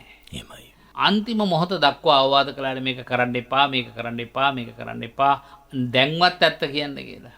ඇත්ත කිව්වේ නෑනේ. බොරුවෙන්ම ජය ගන්න උත්සාහ කළානේ. එහෙමයි. කවදාවත් බොරුවෙන් ජය ගන්න හම්බෙන්නේ නැහැ. ඒ තමයි ඇත්ත. ඒ නිසා පාලකයා වැරදි කරන්න පුළුවන්. පාලකයා විතරක් සාමාන්‍ය ආයතනික ප්‍රධානියෙක් අතින් උනත් වැරදි අලුණුකම් සිද්ධ වෙන්න බැරි නෑ. නමුත් පාලකයා මං කිව්ව විදිහටම නම්බෙන්ශීලී වෙනවා නම් වැරද්ද වගේ බාර අරගෙන නිවැරදි වෙන්න ඒ නිවැරදි පුද්ගලයා නිවැරදි පුද්ගලයෙක් පිළිබඳව වෙයි කියන අදහස ඇති කරගෙන පිළිගන්නත් සමාජය සූදානම් වෙන්න ඕනේ. හැබැයි වැඩේ තියෙන්නේ මේ සමාජයට තියෙන්නේ මේ කියන්නෙත් රවට්ටන්න දාපුව. මේ පරණ සුබ දැන් එහෙම වුණ අවස්ථා තිබෙනවනේ අපි හඳුනන්නේ බොහෝ විට යම් පාලකයෝ නායකයෝ කියනෝ නෑ ඉස්සරහට එහෙම වෙන්නේ නෑ කියලා. හැබැයි ඇස්පනා පිටම උදාහරණයක්ම ගමුකෝ අපි. තෙල් මිල වැඩි කරන්නේ නැහැ කියනවා. හැබැයි ඒ දවසේම රැය වැඩි කරනවා. අනේ ඔව්. ඉතින් අර ඒ වගේ තත්ත්වයක් තුළ විශ්වාසය මිදි කියලා තිබෙනවා. කතාවට කියන කම්මලේ වල්ලන්න වගේ කියලා. ඔව්. එන ගාලා මේ සද්ද ඇහිලා එන ගැහුවා. තවත් ඒක සද්දයක් විතරයිනේ. ඒ වගේ මේ කීරොක් පිළිගන්නේ නැහැ. පිළිගන්න තරම් සාධක නැහැ. පිළිගන්න තරම් පරිවර්තන වෙච්ච අය නැහැ. පරිවර්තන වෙයි කියලා විශ්වාසයක් නැහැ. ඒකනේ කියන්නේ 70 අවුරුදු ගණනක් අවුරුදු 70 ගණනක් 74ක අවුරුදු කාලයක් අපි රැවටුණා කියලා කියන්නේ ඒකනේ. උඹලා අද හැදෙනවා හෙට හැදෙනවා අපි ළඟ තඩුළු හුණු කන් තිබුණා අපටත් වැරදුනා කියලා පිළිගන්නවා කිව්වට ආයෙ කරන්නේ මේ වැරද්දනේ. එහෙමයි. ඉතින් ජනතාවගේ පැත්ත සාධාරණයි. ඉතින් මේ තත්ත්වය තුළ හරි අවිනිශ්චිත ස්වභාවයකටයි සමාජය අවුලෙන් වියවුලට පත් වෙන සමාජයකටයි අනාගතය යොමු වෙන්නේ. නිසා අපි හැම විටම අපිට අවංක වෙන්න ඕන. අංක 1 මට හිතෙන විදිහ නම් Taman අර මඩියේ නායක හමුදුරෝ කිව්වා වගේ පුද්ගලයා හදන්න නැතුව රට හදන්න බෑ. ඒ නිසා පුද්ගලයන් විදිහට අපි හැදෙන්නත් ඕන. අපි වැරදි දේවල් තුල දිගින් දිගටම එල්බගෙන සිටීම තුල ඇතැම් වෙලාවට අපිටම අහේනියක් කරගන්න ඒ සමාජයට රටට යම් ආකාරයේ විනාශ මුඛයට ගෙන යන සාධකයක් බවට පත් කරනවා. ඒ තත්වෙන් මිදෙන්නට ඔබට අපට ඇස්කන් ඇරේවා. ඒ සඳහා ධර්මානුකූල මගකින් මේ අනුශාසනාවන් තුල අපට හික්මීමක් ඇති කරමින් මඟ පෙන්වීමක් ලබා දෙනවා. ඉතින් මේ මඟ පෙන්වීම මම හිතන්නේ මේ දේශනාව අහනකොට විශේෂයෙන්ම මේ අද දවසේදී කරපු ජාතක කතාව පදනම් කරගත්තු දේශනාව බැලුවාම ඒ සමස්ත කාරණාව එදාට පොදු වුණා වගේම අදටත් එලෙසින්ම ගැලපෙනවායි කියන කාරණේ මනාව පැහැදිලි වෙනවා. ඒ නිසා ලෝකේ සත්‍ය දෙකක් නැහැ නේ එකයිනේ තිබෙන්නේ. ඒ සත්‍යයයි මේ බුදුරජාණන් වහන්සේ පෙන්වලා දීලා තිබෙන්නේ. ඒ මඟ නියැලෙන්නට ඔබට ශක්තිය ධෛර්යය ඇති වේවා. හිත ධර්මයෙන් නිවුණු පුජ්‍යලයන් බවට පත් කරගන්නට කෙසේ වෙතත් මේ මොහොතේ අසීරුතාවය තුල මෛත්‍රිය වඩමින් Tamanටත් අනුන්ටත් හානියක් නොකොට විශේෂයෙන්ම අපේ රටේ ස්වභාවික දේට අපේ සම්පත් වලට එහෙම නැත්නම් අපේ රටේ ජනතාවට උරුම වුණු Tamanගේ යම් අයිතිවාසිකම් වෙනුවෙන් භෞතික වශයෙන් තිබෙනා වූ දේවල් වලට හානි නොකොට සමස්තයක් වශයෙන් මුළු මහත් රට පිළිබඳවම ගෞරවකින් යුතුව කටයුතු කරන්නට හැම දිනාටම හැකි වේවා. අනාගතය සුබදායක තත්වයකට පත් වේවා කියලා අපි ප්‍රාර්ථනා කරනවා. කම්කරු ජනතාව අද වීදි බැස තිබෙනවා. බොහෝ වෙලාවට කම්කරු ජනතාව තමන්ගේ පීඩනය එලි දක්වමින් සිටිනවා. ඒ සෑම පීඩනයක්ම අපි සසරේ කොහේ ගියත් අපේ පසුපසින් එනවා. ඉතින් ඒ නිසා සසරෙන් නික්මෙන මාර්ගයත් ඔබට යම් තාක් දුරකට හෝ මේ අනුශාසනාව ඔස්සේ එලිපෙහෙලි වේවා කියලා ප්‍රාර්ථනා කරමින් අපේ හැමදෙරෝනේ පුණ්‍ය අනුමෝදනාව වෙතට අපි යමු වෙනවා. සදහවත් වාසනාවන්ත පින්නතුනි, පින්නති ඔබට පින්පෙත් අනුමෝදන් කරන්නට නොවක් සිතින් බොහෝ කරුණු තියෙනවා. එක පැත්තකින් මේ පූජා භූමියට මේ ඊතා දුෂ්කර මොහොතේ වුවත් සිව්පස දාණය ළඟා කර දීලා කළ හැකි හැම උවටනක්ම සම්පූර්ණ කරන්නට පින්නති ඔබ කටයුතු කළා. ඒ වෙනුවෙන් පින්පෙත් පවරනවා. ඒ වගේම අපේ රෝගී ස්වභාවය දැනගත් මොහොතේ පටන් මේ මොහොත දක්වා පින්නති ඔබ පුළුවන් හැටියට ආධාර උපකාර වෙනවා. ඔබට මතක් කරන්නට ඕනේ දැන් මේ ඉදිරි කාල සීමාව තුළ අපේ ඉතිරි ශල්‍ය කර්ම ටික සම්පූර්ණ කරන්නයි කල්පනා කරන්නේ. නමුත් මේ වෙලාවේ මුළු මහත් ලෝකයේ වගේම ලංකාව කතා කරන සෞඛ්‍ය අංශයේ බොහෝ බෙහෙත් හේත්වල තියෙන හිඟපාඩුකම්. ඔය ඇතැම් වෙලාවට විදේශ වලින් ගෙන්න ගන්න වෙයි කියන තැනටයි අපි පැමිණලා තියෙන්නේ. ඉතින් ටික දවසක් මේ වෙනින් අපි තවත් උපේක්ෂිතව බලනවා අපට කාලය ගන්න පුළුවන්ද කියලා මේ රෝගී තත්වයන්ගෙන් මට අත්මි දෙන්නට. ඉතින් එතෙක් මෙතෙක් ඔබ මට උදව් කළා, උපකාර කළා, සහයෝගය දැක්වුවා. ඒ සහයෝගයේ ආශිර්වාද වශයෙන් මට තවදුරටත් අවශ්‍යයි කියන බව මතක් කරමි. අද දවසේ මේ පූජා භූමිය අභිවෘද්ධි වෙනුවෙන් රුපියල් 35000ක බරපැනක් පූජා කරමින් මාලිගත්තන බඩල් කුඹර සනසුම නිවසේ නන්දා සිරිවර්ධන පින්වත් මහත්මිය ආධාර කළා තියෙනවා, ශක්තිය දීලා තියෙනවා. අභාවපත් විශ්‍රාමික විදුහල්පති ආර්.එම්. සිරිවර්ධන මහත්මයාට සංසාරගත ඥාතීන්ට නිවන් සුව ප්‍රාර්ථනා කරමි. දෝතරු මොණුපුර මිනිපිරියන්ගේ අධ්‍යාපන කටයුතු හා රැකීරක්ෂා දියුණුව හා පවුලේ හැමට ආශිර්වාද කර තිබෙනවා. ඔගේම චන්ද්‍රා ප්‍රේමලතා මහත්මිය අංක 4 ගැමුණු මාවත කුඩියා පිටිය සිට රුපියල් 30000ක බරපැනක් පූජා කරමින් ප්‍රේමලතා පින්වත් මහත්මියගේ දෙපාර්ශ්වයේම මියගේ සියලු ඥාතීන්ට පින් අනුමෝදන් කරමින් දෝ දරුවන්ගේ අධ්‍යාපන කටයුතු රැකීරක්ෂා දියුණුවට හා සුජීවත් හැමට ආශිර්වාද කර තිබෙනවා. ඒ වගේම රුපියල් 30000ක බරපැනක් පූජා කරමින් නිබුල්ගොඩ පහළ ඉමුල්ගොඩ අංක 192 නිවසේ ශ්‍රියානි ආර්යරත්න පින්වත් මහත්මිය 21 වසරකට පෙර අභාවයට පත් වුණු එච්.ඒ. බිසවණකේ මෑණියන්ට 18 වසරකට පෙර අභාවයට පත් වුණු ආර්යරත්න පියතුමාට 21 වසරකට පෙර අභාවයට පත් වුණු ප්‍රේමරත්න ස්වයං පුරුෂයාණන් ඇතුළු සංසාරගත සිටු ඥාතීන්ට පින් අනුමෝදන් කරන්නට දාන වස්තු පූජා වෙනුවෙන් ආධාර උපකාර කළා තියෙනවා.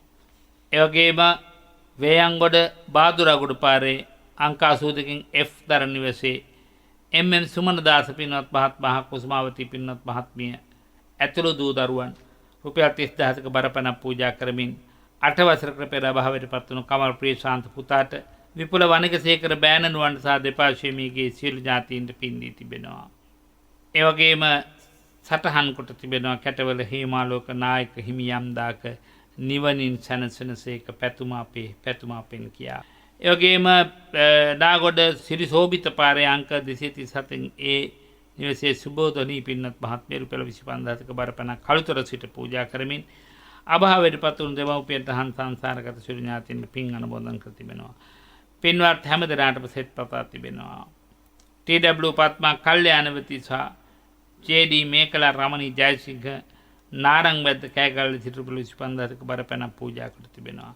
අභාවයට පත් ජේ.ඩී. දිනදාස, ඩබ්ලිව්.පී. පිංචි, ටී.ඩබ්ලිව්. අබිලින් ප්‍රනාන්දු, ටී.ජී. ඩිංගිරි ඇතුළු පවුලේ මියගේ සියලු ඥාතීන්ට පින් අනුමෝදන් කිරීමටත් සුජීවත් සුධර්මා රෝහිණී දිනේශා නිබිනිය අනගේ දූ දරුවන් ඇතුළු සියලු දෙනාටම නිදුක් නිරෝගී සුවයත් ප්‍රාර්ථනා කර තිබෙනවා. ඒ ප්‍රාර්ථනා ඒ අයුරින්ම ඉෂ්ට සිද්ධ වේවා. අමා නිවනින් සැනසෙන ගමනට යන්නට පින් නැති හැම දෙනාම මට විශේෂයෙන් සෙත් ප්‍රාර්ථනා කර තිබෙනවා. ඒ සෙත් ප්‍රාර්ථනාව එලෙසින්ම තහවුරු කර දෙන්නට පුළුවන් තරමට තහවුරු කර ගන්නට මා වීර්ය වඩනවා. පින් නැති හැම දෙනාටම යහපත සපත ශාන්තිය අභිවෘද්ධිය උදාපත් වේවා. සුබ වෙසක් මංගල්‍යයකට පාතබන්නට සවේ ශක්තිය බලය ධර්මාවබෝධය ලැබේවා කියලා ප්‍රාර්ථනා කරනවා. සාදු සාදු සාදු. ඒ ආශිර්වාද ප්‍රාර්ථනාවත් සමගිනුයි මෙත්නෙත් පාමුලද වැඩසටහන නිමාවට පත් කරන්නේ. ඊට මත්තෙන් මා ඔබට දුරකථන අංක සිහිපත් කරන්නන් මේ විහාරස්ථානයේ අපේ නායක හමුදුරන් වහන්සේගේ 07114 222 844 07114 222 844 ඒ වගේම කාර්යාල අංකය 070 13 14 625 ඒ වගේම අපි ඔබට ආරාධනා කරනවා සම්පත් බැංකුවේ අක්කල ශාඛාවේ තිබෙන අපේ හාමුදුරන් වහන්සේගේ නමින් පූජ්‍ය කැටවල හේමාලෝක නායක හාමුදුරන් වහන්සේගේ නමින් තිබෙන ගිණුමට මූල්‍යමය වශයෙන් දායක වනවා නම් යම් කෙනෙක් උන්වහන්සේගේ රෝග පීඩාවන් වෙනුවෙන් කෙරෙන්නා වූ ප්‍රතිකාරයන් සඳහා ඒ සඳහා ගිණුම් අංකය සිහිපත් කරන්නම් 106යි 857යි 496යි 109 106යි 857යි 496යි 109 ඒ ගිණුම් අංකය. අපි එයත් ඔබට සිහිපත් කරමිනුයි පූජනීය වන්දනීය කැටවල හේමාලෝක නායක හාමුදුරන් වහන්සේට තව চিරාත් කාලයක් මේ උතුම් වූ ධර්මය තුලින් අප සිත් සරසවාලන්නට හරි මාර්ගයේ කියා දෙන්නට උන්වහන්සේ අනුශාසනා සිදු කරනවා. ඒ අනුශාසනාවන් තව চিරාත් කාලයක් බොහොම සමීපව මෙලෙසින් net සමග එක්ව මෙත්නෙත් පාමුල හරහා ඔබට දායාද කිරීමට අපේ හාමුදුරන් වහන්සේට ශක්තිය ධෛර්යය නිදුක් නිරෝගී භාවය දීර්ඝායුෂ්‍ය ලැබේවා. මේ තියෙන රෝග පීඩාවන් ඉක්මනින්ම උන්වහන්සේ තුලින් නික්මිලා උන්වහන්සේට බොහොම සුව ශාන්තියත් වෙලා තවත් ශාසනය වෙනුවෙන් මනාසේ කටයුතු කරන්නට උන්වහන්සේට හැකි වේවා කියලා ප්‍රාර්ථනා කරනවා. ඒ වගේම මේ සියලු කුසල් නිවීම පිණිසම වේවායි කියලා ප්‍රාර්ථනා කරමින් මෙත්නෙත් පාමුලෙන් සමුගන්නවා. රාත්‍රී 7ට සිත්නෙත් අසපුවෙන් හමු වෙමු. හැම දිනාටම තෙරුවන් සරණ ප්‍රාර්ථනා කරනවා.